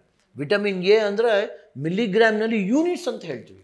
ಕಣ್ಣು ನೈಟ್ ಬ್ಲೈಂಡ್ನೆಸ್ ಅಂತ ಹೇಳ್ತಾರೆ. ವಿಟಮಿನ್ ಎ ಅಂದರೆ ಕ್ಯಾರೆಟ್ನಲ್ಲಿ ನೀವು ತಿಂತಾ ಇರುವಾಗ ನಿಮ್ಮ ಆರೋಗ್ಯ ಚೆನ್ನಾಗಿತ್ತು ಅಂದರೆ ವಿಟಮಿನ್ ಎನ ಯೂನಿಟ್ಸ್ನಲ್ಲಿ ತೊಗೊಳ್ತೇವೆ. ಗ್ರಾಮ್ನಲ್ಲಿ ತೊಗೊತಾರೆ ಹೈಪರ್ ವಿಟಮಿನ್ ಓಸಿಸ್ ಅಂತ ಹೇಳ್ಬಿಡ್ತೀವಿ ನಾವು, ಎಲ್ಲ ಓಸಿಸ್ ಆಗಿಬಿಡುತ್ತೆ ಅದು. ಸೊ ಅದರಿಂದ ಒಳ್ಳೆ ಒಂದು ಪದ್ಧತಿ, ಆಹಾರ ಪದ್ಧತಿ, ಒಂದು ಕುತೂಹಲ ಮನಸ್ಸಿನಲ್ಲಿ, ನೀರಿನಾಂಶ ಸರಿಯಾಗಿ ತೊಗೋಬೇಕು. ವಿಪರೀತವಾಗಿ ಯಾವುದು ಮಾಡಬೇಕಲ್ಲ, ಮಿರ್ಚಿನೇ ಮುಟ್ಟಬೇಡ, ಇದನ್ನೇ ತಿನ್ನಬೇಡ ಹೇಳ್ತಾ ಇಲ್ಲ ನಾನು. ಅಭ್ಯಾಸ ಚೆನ್ನಾಗಿರಬೇಕು. ಹೊರಗೆ ಹೋಗಿ ಬರ್ತಾ ಇರುವಾಗ ಸ್ವಲ್ಪ ಏನಾದರೂ ಫಸ್ಟ್ ಲೆವೆಲ್ನಲ್ಲೇ ಒಂದು ಚಿಕ್ಕ ಕ್ರ್ಯಾಕ್ ಬಂತು ಅಂದರೆ ಫಿಶರ್ ಸ್ಟಾರ್ಟ್ ಆಗ್ತಾಯಿದೆ, ಕಾನ್ಸ್ಟಿಪೇಷನ್ ಸ್ಟಾರ್ಟ್ ಆಗ್ತದೆ. ಕಾನ್ಸ್ಟಿಪೇಷನ್ ಅಂದರೆ ಸಾಧಾರಣವಾಗಿ ನಾವು ಬರೋರಿಗೆಲ್ಲ ಏನು ಮಾಡ್ತೀನಿ ಅಂದರೆ ಒಂದು ಲೋಟ ಬಿಸಿ ನೀರು ಮಲ್ಕೊಳ್ಳೋಕ್ಕೆ ಮುಂಚೆ ಅದನ್ನಲ್ಲಿ ತುಪ್ಪ ಹಾಕ್ಕೊಂಡು ಕುಡೀರಿ. ಡಾಕ್ಟ್ರೇ ಏನು ಸಿಂಪಲ್ ಡಾಕ್ಟ್ರೇ, ಎಷ್ಟೊಂದು ಖರ್ಚು ಮಾಡಿದ್ದೀನಿ ನಾನು, ಲಕ್ಷಾಂತರ ರೂಪಾಯಿ ಖರ್ಚು ಮಾಡಿದ್ದೀನಿ, ಈ ಬರೀ ಇದರಲ್ಲಿ ಹಾಕ್ಕೊಂಡು ನಾವು ಒಂದು ಸ್ಪೆಷಲ್ ಔಷಧ ಕೊಡ್ತೀವಿ. 2 ಅಬ್ಸರ್ವ್ ಮಾಡಿ 1 ತಿಂಗಳು ಕಾನ್ಸ್ಟಿಪೇಷನ್, ನನ್ನ ಜೀವದಿಂದ ಕಾನ್ಸ್ಟಿಪೇಷನಲ್ಲೇ ಇದೆ ಡಾಕ್ಟ್ರೆ, ಸರಿಯಾಗಿಬಿಡುತ್ತೆ ಅಂತ ಹೇಳ್ತಾರೆ. ಅದೇ ಥರ ಒಣ ದ್ರಾಕ್ಷೆಯನ್ನು ಒಂದು ಓವರ್ನೈಟ್, ಎಲ್ಲ ಅದು ಬೇರೆ ಒಂದು ಗಲಾಟೆ ಮಾಡ್ತಾರೆ, ಎಲ್ಲ ಓವರ್ನೈಟ್ ಬಿಡು, ಏನು ಬೇಕಾಗಿಲ್ಲ. ಸಾಧಾರಣ ಬಾದಾಮು ಓವರ್ನೈಟ್ ಬಿಟ್ಟು ಬೆಳಗ್ಗೆದ್ದು ಮೇಲ್ಗಡೆ ಇರೋದು ಸ್ಕಿನ್ನೆಲ್ಲ ಎಲ್ಲ ಕಿತ್ತು ಬಿಸಾಕ್ಬಿಟ್ಟು ಆಮೇಲೆ ತಿಂತೀನಿ. ಯಾಕೆ? ಬಾದಾಮ್ ತಿನ್ಬೋದು, ಅಗಿದು ತಿನ್ನಿ ಚೆನ್ನಾಗಿ. ನಿಮಗೆ ಬೇಕು ಓವರ್ನೈಟ್ ಬಿಟ್ಟು ಅಂದರೆ ಇನ್ನೂ ಸ್ವಲ್ಪ ಸಾಫ್ಟ್ ಬರುತ್ತೆ. ಅದರಿಂದ ದೊಡ್ಡದಾಗಿ ಮೊಳಕೆ ಬಿಟ್ಟಿರೋದ್ರಲ್ಲಿ ಏನಾಗುತ್ತೆ ಅಂದರೆ ವಿಟಮಿನ್ ಬಿ ಕಾಂಪ್ಲೆಕ್ಸ್ ಸ್ವಲ್ಪ ಹೆಚ್ಚು ಬರುತ್ತೆ. ಅದು ಬಿಟ್ಟರೆ ಮೊಳಕೆ ಬಿಟ್ಟಿರೋದ್ರಲ್ಲಿ ನಿಮ್ಮ ಕಂಪ್ಲೀಟ್ ನಿಮ್ಮನ್ನ ಕುಮಾರಣ್ಣ ಒಂದು ಇನ್ನೂ ಚಿಕ್ಕ ಡಾಕ್ಟರ್ ಕುಮಾರಣ್ಣ, ಡಾಕ್ಟರ್ ಪುಟ್ಟ ಅಂತ ಮಾಡಲ್ಲ. ಡಾಕ್ಟರ್ ಕುಮಾರ್ ಆರೋಗ್ಯವಾಗಿರ್ತಾರೆ, ಅಷ್ಟೇ ಅದು ಬರ್ತಾ ಇರ್ತಾರೆ. ಅಂದರೆ ಈಗ ನೋಡಿ, ಪೈಲ್ಸ್ ಅನ್ನುವಂಥ ಸಮಸ್ಯೆ ಬಂದರೆ ಒಂದು ನಾವು ಬ್ಯಾಲೆನ್ಸ್ ಡಯಟ್ ತೊಗೋಬೇಕು. ಎಲ್ಲ ರೀತಿಯಾದಂಥ ವಿಟಮಿನ್ಸ್ನ ನಮ್ಮ ದೇಹಕ್ಕೆ ಎಷ್ಟು ಬೇಕೋ ನಾವು ಅಷ್ಟನ್ನು ತೊಗೊಂಡ್ರೆ ಸೊ ಸಮಸ್ಯೆ ಬರಲ್ಲ. ಸಮಸ್ಯೆ ಬರ್ತಿದೆ ಅಂತಂದಾಗ ನಾವು ಇಮಿಡಿಯೇಟಾಗಿ ಅಲರ್ಟ್ ಆಗಬೇಕು, ಅದು ಮೇಯ್ನ್. ಆಮೇಲೆ ಇವಾಗ ಚಿಕಿತ್ಸೆ ಅಂತ ಬಂದಾಗ ಈಗ ಎಷ್ಟೋ ಜನ ಲೈಫ್ ಸ್ಟೈಲ್ ಸರಿ ಇರಲ್ಲ, ಫುಡ್ ಸ್ಟೈಲ್ ಸರಿ ಇರಲ್ಲ, ಕೆಲವೊಮ್ಮೆ ವರ್ಕ್ ಪ್ರೆಷರ್ ಇರುತ್ತೆ, ಅಥವಾ ಟೈಮಿಂಗ್ಸ್ ಅನ್ನುವಂಥದ್ದು ಅಡ್ಜಸ್ಟ್ ಆಗಲ್ಲ, ಟೈಮಿಗೆ ಕರೆಕ್ಟಾಗಿ ತಿನ್ನೋಕ್ಕಾಗದೆ ಇಷ್ಟೆಲ್ಲ ಸಮಸ್ಯೆಗಳು ಆಗಿರುತ್ತೆ. ಆದಂಥವರಿಗೆ ಈ ಕೆಲವರಿಗೆ ಆಪ್ರೇಷನ್ ಮಾಡಲೇಬೇಕು ಅನ್ನೋಂಥ ಸ್ಟೇಜಿಗೆ ಹೋಗಿ ತಲುಪಿಟ್ಟಿರ್ತಾರೆ. ಬಟ್ ಆಪ್ರೇಷನ್ ಮಾಡಿಸ್ಕೊಂಡ್ರೆ ಮುಂದೆ ಹೇಗೆ ಮತ್ತೆ ಬರುತ್ತಾ ಇಲ್ವ ಅನ್ನೋಂಥ ಡೌಟ್ ಇರುತ್ತೆ. ಹೋಮಿಯೋಪತಿಗೆ ಬಂದರೆ, ಆಪ್ರೇಷನ್ ಸ್ಟೇಜಲ್ಲಿ ಇರುವಂಥವರು ಹೋಮಿಯೋಪತಿಗೆ ಬಂದರೆ ಇಲ್ಲಿ ಏನು ಟ್ರೀಟ್ಮೆಂಟ್ ಮಾಡ್ತೀರಾ? ಆ್ಯಂಡ್ ಟ್ರೀಟ್ಮೆಂಟ್ಗಿಂತ ಮುಂಚೆ ಏನಾದರೂ ಟೆಸ್ಟಿಂಗ್ ಮಾಡ್ತೀರಾ, ಎಕ್ಸಾಮಿನೇಷನ್ ಮಾಡ್ತೀರಾ, ಹೇಗೆ? ಸಾಧಾರಣವಾಗಿ ನೀವು ಹೇಳಿದ್ರಲ್ಲ, ಆಪ್ರೇಷನ್ ತನಕ ಹೋಗಿರೋರು ಅವ್ರ ಹತ್ರನೇ ಒಂದು 25 ರಿಪೋರ್ಟ್ ತರ್ತಾರೆ. ಬರುವಾಗಲೇ ಒಂದು 2-3 kg ತೂಕ ಬರುತ್ತೆ, ಅಷ್ಟು ರಿಪೋರ್ಟ್ ತರ್ತಾರೆ. ಆ ರಿಪೋರ್ಟ್ ಪೂರ್ತಿ ನೋಡ್ತೀವಿ. ಅದು ಬಿಟ್ಟು ಏನಾದರೂ ಬೇಕು ಅಂದರೆ ಒಂದು ರಕ್ತ ಪರೀಕ್ಷೆ ಮಾಡಬೇಕು. ಬೇರೆ ಏನಾದರೂ ಕಾಯಿಲೆಯಿಂದ ಬಂತ ಮಲಬದ್ಧತೆ ಇದೆ, ಇವರು ಆಹಾರ ಪದ್ಧತಿ ಎಲ್ಲ ಚೆನ್ನಾಗಿದೆ ಅಂದರೆ ಥೈರಾಯ್ಡ್ ಪ್ರಾಬ್ಲಮ್ ಇದೆ, ಅಕಸ್ಮಾತ್ ಹೆಂಗಸರು ಅಂದರೆ PCOD ಇದೆ, ಇಲ್ಲಾಂದರೆ ಇವರು ಡಯಾಬಿಟಿಸ್ನಲ್ಲಿ ಔಷಧ ತೊಗೊಳ್ತಾ ಇದ್ದಾರೆ, ಡಯಾಬಿಟಿಸ್ನ ಇನ್ಸುಲಿನ್ ತೊಗೊಳ್ತಾ ಇದ್ದಾರಾ, ಆ ಥರ ಅವ್ರು ಏನು ಆ ಪರಿಸ್ಥಿತಿನಲ್ಲಿ ಏನು ಹೆಂಗಿದ್ದಾರೆ, ಏನು ಸಮಾಚಾರ, ಏನು ತೊಗೊಳ್ತಾ ಇದ್ದಾರೆ ಅಂತ ಕಂಪ್ಲೀಟಾಗಿ ಇದು ಮಾಡ್ತೀವಿ. ಏನಾದರೂ ಬೇಕು ಅಂದರೆ ನಾವು ಇದು ಮಾಡ್ತೀವಿ. ಹೇಳೋ ಥರ ನಾವು ಎಕ್ಸ್ಟರ್ನಲ್ ಎಕ್ಸಾಮಿನೇಷನ್ ಬೇಕು ಅಂತ ಕೆಲ ಟೈಮ್ನಲ್ಲಿ even I got nearly some 20 to 25 female patients piles ಅವರು ಇರ್ತಾರೆ. There is no need for me to examine physically this one. ಹಂಗೆ ಬೇಕು ಅಂದ್ರೆ ನಮ್ಮ ಲೇಡೀಸ್ ಡಾಕ್ಟರ್ ಅಂತ ಮಾಡ್ತೀವಿ. ಅದೇ ಜೆಂಟ್ಸು ಕೆಲವ್ರಿಗೆ ಬಂದು ಅವ್ರಿಗೆ ಬಂದು ನೋಡಿದ್ರೆ ಒಂದು ಪೈಲ್ಸ್ ಅಂತ ಏನು ಬರೋದಲ್ಲಿ ಇರುತ್ತಾ ಅದು ಹೇಳೋ ಸಿಮ್ಟಮ್ನ ನಾವು ಮಾಡ್ತೀವಿ ನಾವು. ಸೊ ಅದರಿಂದ ಏನು ಬೇಕೋ ಅದೆಲ್ಲ ಮಾಡ್ತೀವಿ ನಾವು. ಕುಲಂಕುಷವಾಗಿ ವಿಚಾರಿಸ್ತೀವಿ ನಾವು, ಯಾಕೆ ನಿಮ್ಮ ಹ್ಯಾಬಿಟ್ ಹೆಂಗಿದೆ. ಇಲ್ಲ ಡಾಕ್ಟ್ರೇ, ಬೆಳಗಿಂದ ಸಾಯಂಕಾಲ ತನಕ ನಾನು ಅಲ್ಲಿ ಒಳಗೆ ಹೋಯ್ತು ಅಂದರೆ ನನಗೆ ಒಂದು ಬಾತ್ರೂಮ್ ಹೋಗಿ ವಿಸರ್ಜನೆ ಮಾಡೋಕ್ಕೆ ಜಾಗನೇ ಸಿಕ್ಕೋಲ್ಲ, ನೀರೇ ಕುಡಿಯೋಲ್ಲ. ಸೊ ನೀವೇ ಆನ್ಸರ್ ಕೊಟ್ಬಿಟ್ಟಿದ್ರ, ಡಾಕ್ಟ್ರೇ 11:30 12 ಗಂಟೆಗೆ ಮುಂಚೆ ನಾನು ತಿನ್ನೋಕ್ಕೆ ಆಗೋಲ್ಲ, ಆನ್ಸರ್ ಕೊಟ್ಬಿಟ್ಟಿದ್ದೀರ. 9 to 9:30 ಒಳಗೆ ಅಟ್ಲೀಸ್ಟ್ ಒಂದು ನೀರಾವುದು ಕುಡಿಬೇಕು, ಏನಾದರೂ ಒಂದು ಆಹಾರ ಸ್ವಲ್ಪ ಇದು ಮಾಡಬೇಕು. ಯಾಕಂದರೆ ಅಸಿಡಿಟಿ ಬಂತು ಆಲ್ರೆಡಿ 11:30 ಆದಮೇಲೆ ನೀವು ಆಯಿತು ಅಂದರೆ ಬೆಳಗಿಂದ ಸಾಯಂಕಾಲ ತನಕ ನೇಲಿ 12 hours ಹೊಟ್ಟೆ ಖಾಲಿ ಆಗಿರುವಾಗ ಕಾಯ್ತಾ ಇರುತ್ತೆ. ಯಾವಾಗ ಇವನು ಏನೋ ಒಂದು ಟಿಫನ್ ಹಾಕ್ತಾನೆ, ಯಾವಾಗ ತಿಂಡಿ ಹಾಕ್ತಾನೆ ಮಗನೇ ಅವನು ತಿಂಡಿನೇ ಹಾಕಿಲ್ಲ ಹಾಕು ಅಂತ ಹೈಡ್ರೋಕ್ಲೋರಿಕ್ ಆಸಿಡ್ ಹಾಕ್ಬಿಡುತ್ತೆ. ಅವಾಗ ಅಸಿಡಿಟಿ ಬಂದುಬಿಡುತ್ತೆ, ಎಲ್ಲ ಹೊಟ್ಟೆ ಉರಿ ಅಂತ ಹೇಳ್ತೀವಿ. ಆದಷ್ಟು ಬೆಳಗ್ಗೆ ಒಂದು ಒಳ್ಳೆ ತಿಂಡಿ ತಿನ್ನೋದು ಒಳ್ಳೆಯದು. ಒಳ್ಳೆ ತಿಂಡಿ ಒಂದು ತಿನ್ನೋದು ಮಾತ್ರದಿಂದನೇ ನಿಮ್ಮ ಎಲ್ಲ ಕಾಯಿಲೆನೂ ಒಂದು ಕಮ್ಮಿ ಮಾಡ್ಬೋದು. ಎಲ್ಲ ಕಾಯಿಲೆನೂ ಹಂಗೆ ಹೋಗಲ್ಲ. ಫಾರ್ ಎಕ್ಸಾಂಪಲ್ ಡಯಾಬಿಟಿಸ್ ಇರೋರು ಬೆಳಗ್ಗೆ ಮಿಸ್ ಮಾಡ್ಕೊಳ್ಬಾರ್ದು, ಔಷಧ ತೊಗೋಬೇಕು, ಇನ್ಸುಲಿನ್ ತೊಗೋಬೇಕು, ಅವ್ರು ತೊಗೊಳ್ಳೋದು ಒಳ್ಳೆಯದು. ಅದೇ ಥರ ಪೈಲ್ಸ್ ಇರೋರು, ಹೊಟ್ಟೆನಲ್ಲಿ ಸ್ವಲ್ಪ ಥೈರಾಯ್ಡ್ ಇರೋರಿಗೆಲ್ಲ ಒಂದು ಇಂಟ್ರೆಸ್ಟೇ ಇರೋಲ್ಲ, ಎಲ್ಲ ಒಂದು ಲೆವೆಲಿಗೆ ಇರೋಲ್ಲ, ಸುಮ್ಮನೆ ಪೋಸ್ಟ್ಪೋನ್ ಮಾಡ್ತಾ ಇರ್ತಾರೆ. ಆ ಟೈಮ್ ಹೋಗಿ ಸ್ವಲ್ಪ ಎನರ್ಜಿ ಚೆನ್ನಾಗಿರುತ್ತೆ. ಆವಾಗ ಏನಾಗುತ್ತೆ, ನಾವು ಕೊಡೋದು ಹೋಮಿಯೋಪತಿ ಔಷಧ ಏನಾಗುತ್ತೆ, ಫಸ್ಟ್ ಏನು ಮಾಡ್ತೀವಿ ಅಂದರೆ ನೀವೇನಾದ್ರು ಔಷಧ ತೊಗೊಳ್ತಾ ಇದ್ದೀರಾ ತೊಗೊಳ್ಳಿ. ಫಾರ್ ಡಯಾಬಿಟಿಸ್ ಏನಾದ್ರು ತೊಗೊಳ್ತಾ ಇದ್ದೀರಾ, ಇನ್ಸುಲಿನ್ ತೊಗೊಳ್ತಾ ಇದ್ದೀರಾ, ಹಾರ್ಟ್ ಪ್ರಾಬ್ಲಮ್ ಇದೆ ಔಷಧ ತೊಗೊಳ್ತಾ ಇದ್ದೀನಿ, ನಿಮ್ಮ ಪದ್ಧತಿನ ನಾವು ಯಾವುದು ಮುಟ್ಟಲ್ಲ. ಆ ಜೊತೆಯಲ್ಲಿ ನಾವು ಒಂದು ಕವಚ ಕೊಡ್ತೀವಿ. ನಾವು ಥರ್ಡ್ ಟೈಮ್ನ ಹೇಳೋದು all allopathy brothers also know very well. ಒಂದು ಒಳ್ಳೆ ಎಫೆಕ್ಟ್ ಇದೆ ಅಂದರೆ 2 ಸೈಡ್ ಎಫೆಕ್ಟ್ ಇರ್ಬೋದು. ಸೈಡ್ ಎಫೆಕ್ಟ್ ಇಲ್ಲದೆ ಯಾವ ಮೆಡಿಸಿನೂ ಇಲ್ಲ. ಆ ಸೈಡ್ ಎಫೆಕ್ಟನ್ನು ನಮ್ಮ ಹೋಮಿಯೋಪತಿ ಔಷಧ ಬಿತ್ತು ಅಂದರೆ ನಿಮ್ಮ ಲಿವರ್ ಕಾಪಾಡಿ ಕಿಡ್ನಿ ಕಾಪಾಡೋಕ್ಕೆ ನಾವು ಫಸ್ಟ್ ಔಷಧ ಕೊಟ್ಬಿಡ್ತೀವಿ. ಇಷ್ಟೊಂದು 5 ವರ್ಷ ತೊಗೊಳ್ತಾ ಇದ್ದಾರೆ, 2-3 ಪೈಲ್ಸ್ ಆಪ್ರೇಷನ್ ಮಾಡ್ಕೊಂಡಿದ್ದಾರೆ, ಇಲ್ಲಾಂದರೆ ಫಿಸ್ಟುಲಾ ಮಾಡ್ಕೊಂಡಿದ್ದಾರೆ, ಇದಾದ ಮೇಲೆ ನಮ್ಮ ಹತ್ರ ಬಂದಿದ್ದಾರೆ ಅಂದರೆ ನಮಗೆ ಗೊತ್ತಾಗುತ್ತೆ. ಫಸ್ಟ್ ಇವರು ಲಿವರ್ ಕಾಪಾಡು, ಆವಾಗ ಎಂಜೈಮೆಟಿಕ್ ಆ್ಯಕ್ಟಿವಿಟಿ ಚೆನ್ನಾಗಿರುತ್ತೆ. ಸ್ವಲ್ಪ ಇವರು ಇಲ್ಲ ಡಾಕ್ಟ್ರೇ ನಾವೆಲ್ಲ ಕೂರ್ಗವರು, ನನಗೆ ಇದು ಪೋರ್ಕ್ ತಿನ್ನಲೇಬೇಕು, ಇಲ್ಲಾಂದರೆ ಕುಡಿದಿಲ್ಲ ಅಂದರೆ ನಮಗೆ ಕಾಯಿಲೆ ಬಂದುಬಿಡು ಅಂತ ಹೇಳ್ತಾ ಇರ್ತಾರೆ. ಕೆಲವರೆಲ್ಲ ತಮಾಷೆ ಥರ ಹೇಳೋರು ಇರ್ತಾರೆ. ಅದನ್ನು ನೀವು ಎಷ್ಟು ಮಟ್ಟಿಗೆ ಬದಲಾವಣೆ ಮಾಡಿ ಬರ್ತೀರ. ಸಮ್ಟೈಮ್ಸ್ ಜನರಿಗೆ ಕೆಲವರು ಅಂದ್ಕೊಂಡಿದ್ದಾರೆ ಪೋರ್ಕ್ ತಿಂದರೆ ಪೈಲ್ಸ್ಗೆ ಒಳ್ಳೆಯದು ಅಂತ. ನನ್ನ ಪ್ರಕಾರ ನೀವು ಎಷ್ಟೇ ಒಳ್ಳೆ ಪಿಗ್ರೀಸ್ನಲ್ಲಿ ಇತ್ತು ಅಂದ್ರೂ ಪೋರ್ಕ್ ಹ್ಯಾಸ್ ಗಾಟ್ ವೋಮ್ ಇನ್ಫೆಸ್ಟೇಷನ್ ಅಂತ ಹೇಳ್ತೀವಿ. ಸಾಧಾರಣವಾಗಿ ಏನೋ ನಾಟಿ ಅದೆಲ್ಲ ಹೇಳ್ತಾರಲ್ಲ, ಬೀದಿನಲ್ಲಿ ಓಡಾಡ್ತಾ ಇರೋದೆಲ್ಲ ಹೋಗಿ ಈವನ್ ಫಿಕಲ್ ಕಂಟಾಮಿನೇಷನ್ ಎಲ್ಲ ತಿನ್ನುತ್ತೆ. ನೀವು ಅಷ್ಟೊಂದು ಇಲ್ಲದೇ ಇದ್ದು ನೀವು ಚೆನ್ನಾಗಿ ನೋಡ್ಕೊಳ್ತು ಆದ್ರೂ pig can go into worm infestation.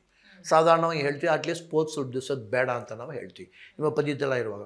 ಈ ಥರ ಆಹಾರ ಪದ್ಧತಿಯಿಂದ ಎಲ್ಲ ಮಾಡಿದ್ರೆ ಆಮೇಲೆ ನಿಮಗೆ ಶಕ್ತಿ ಬೇಕಲ್ಲ. ಡಾಕ್ಟ್ರೇ ಆಹಾರ ಪದ್ಧತಿ ಬ್ಯೂಟಿಫುಲ್ ಆಗಿದೆ, ಬಟ್ ಕೆಲ ಟೈಮ್ಲಿ ಅಂದರೆ ಬೇರೆ ಒಂದು ಕೊರತೆ ಇರುತ್ತೆ. ಅದು ಏನು ಅಂತ ಕಂಡುಹಿಡಿದು ಬೇಕಂದರೆ ಸ್ವಲ್ಪ ನಮ್ಮ ಟೆಸ್ಟ್ ಮಾಡ್ತೀವಿ. ಇಲ್ಲಾಂದರೆ ನಮ್ಮ ಔಷಧ ಬಿಡ್ತಾನೆ ಹೇಳಿದ್ರಲ್ಲ ನೀವು ಬ್ಯೂಟಿಫುಲ್ಲಾಗಿ ಆಪ್ರೇಷನ್ ಮಾಡ್ಕೊಳ್ಳೋದು ನಾಳೆ ಮಾಡ್ಕೊಳ್ಬೇಕು ಅಂತ ಬರೋರು ಎಷ್ಟೋ ಜನರು 80% 2 ದಿವಸ ಚೆನ್ನಾಗಿವರು ಅಂತ ಇರ್ತಾರೆ. ಕೆಲವರು ವಯಸ್ಸು ಅವ್ರಿಗೆ 70 ವಯಸ್ಸು ಆಯಿತು, what we use to call bunch of grapes ಅಂತ ಹೇಳ್ತೀವಿ. ಹೇಳಿದ್ನಲ್ಲ, ಅದು ಸೈನುಸೈಡ್ಸ್ ಪೂರ್ತಿ ಬಂದು ಒಂದಲ್ಲ ಎರಡಲ್ಲ ಆ ಮುಟ್ಟಿದ್ರೆ ಒಂದು 3-4 ಒಳ್ಳೆ ಬಬಲ್ ವಾಟರ್ ಬಬಲ್ ಥರ ಇರುತ್ತೆ, ಯಾವಾಗ ಬೇಕಾದ್ರೂ ಒಡೆದ್ಬಿಡುತ್ತೆ ಅಂತ ಇರುತ್ತೆ. ಅವ್ರಿಗೆ ನಮ್ಮ ಔಷಧ ಕೊಟ್ಟಿದ್ವಿ, ಒಂದೇ ತಿಂಗಳಿನಲ್ಲಿ ಡಾಕ್ಟರ್ ಎಲ್ಲ ಒಳಗೆ ಹೋಗ್ಬಿಡಿದೆ, ತುಂಬ ಇದು ಆ ಥರನೂ ಇದಿರುತ್ತೆ. ಬಟ್ ಈ ಥರ ಎಲ್ರಿಗೂ ಒಂದು 100 ಜನ ಬರ್ತಾರೆ, ಎಲ್ಲ ಹಿಂದ್ಗಡೆ ಎಲ್ಲ ತುಂಬ ಇದು ಥರ ಇದೆ, ಎಲ್ರಿಗೂ ಸರಿಯಾಗಿಬಿಡ್ತಾ 80% ಚೆನ್ನಾಗಾಗ್ಬೋದು. ಒಬ್ಬೊಬ್ಬರಿಗೆ ಇನ್ನೂ ಸ್ವಲ್ಪ ಅಡಿಷ್ನಲ್ ಬೇಕಾಗ್ಬೋದು. ಅದನ್ನು ಕಂಪ್ಲೀಟ್ ಕುಲಂಕುಷವರು ವಿಚಾರಿಸಿ ಅವ್ರ ಜೊತೆಯಲ್ಲಿ ಹೋಮಿಯೋಪತಿ ಔಷಧ ಕೊಡ್ತೀವಿ. ಡಾಕ್ಟ್ರೇ ಏನು ನಾನು ತೊಗೊಳ್ತಾ ಇಲ್ಲ, ನಿಮ್ಮ ನಂಬ್ಕೊಂಡೇ ಬಂದಿನಿ, ಸೂಪರ್, ಡೆಫಿನೆಟ್ಲಿ ಏನು ಒಂದು ಆಪ್ರೇಷನ್ ಇಲ್ಲದೆ 100%, ನಾಟ್ ಈವನ್ 90% ಅಂತ ಕೂಡ ಹೇಳಬೇಕಾಗಿಲ್ಲ. ಒಂದು ಸಲ ನಮ್ಮ ಹತ್ರ ಬಂದು ಕಂಪ್ಲೀಟ್ ಕ್ಯೂರ್ ಆಯಿತು ಅಂದರೆ ನಾವು ಹೇಳೋದು, ಡಾಕ್ಟ್ರೇ ಬಂದು 2 ತಿಂಗಳಿನಲ್ಲಿ ಪೂರ್ತಿ ಎಲ್ಲ ಎಷ್ಟೋ ಜನ ಮಾಡಿದ್ದಾರೆ. ಅವಾಗ ಬರುವಾಗಲೇ 7 ವರ್ಷ ಕಷ್ಟಪಟ್ಟಿದ್ದೀನಿ, 3 ಆಪ್ರೇಷನ್ ಮಾಡ್ಕೊಂಡಿದ್ದೀನಿ ಅಂತ ಬಂದು ನಿಮ್ಮ ಬಿಟ್ಟರೆ ಬೇರೆ ಯಾರೂ ಇಲ್ಲ ಅಂತ ಹೇಳೋರು. ನೋಡಪ್ಪ 1 ತಿಂಗಳಿನಲ್ಲಿ ತುಂಬ ಗುಣ ಕಾಣುತ್ತೆ, ಬಿಟ್ಟು ಹೋಗಬಾರ್ದು, ಆಯ್ತು ಅಂತಾರೆ. 1 ತಿಂಗಳಲ್ಲಿ ಕೆಲವರು ಫೀಸ್ ಕಟ್ತಾರೆ, ಕೆಲವರು ಆಮೇಲೆ ಬಂದು ಫೀಸ್ ಕಟ್ತೀನಿ ಅಂತಾರೆ, ಓಡ್ಬಿಡ್ತಾರೆ. ತಿರ್ಗಾ ವಾಪಸ್ ಬಂತಂದರೆ ಆಮೇಲೆ ಬರ್ತಾರೆ. ಬಟ್ ಕಂಪ್ಲೀಟಾಗಿ ನಾವೇನೇ ಹೇಳೋದಂದ್ರೆ ಪೈಲ್ಸು ಔಷಧ ಕಷ್ಟ ಇತ್ತು, ಬಂದಿದ್ದೀರಾ, ಹೋಮಿಯೋಪತಿ ಔಷಧ ಬಿಡ್ತಾ ನಿಮಗೆ ಪೈಲ್ಸ್ ಕಂಪ್ಲೀಟು ಸಿಮ್ಟಮ್ಸ್ ಎಲ್ಲ ಹೋಯ್ತು. 6 ತಿಂಗಳು ನನಗೆ ಏನೂ ತೊಂದರೆ ಇಲ್ಲ.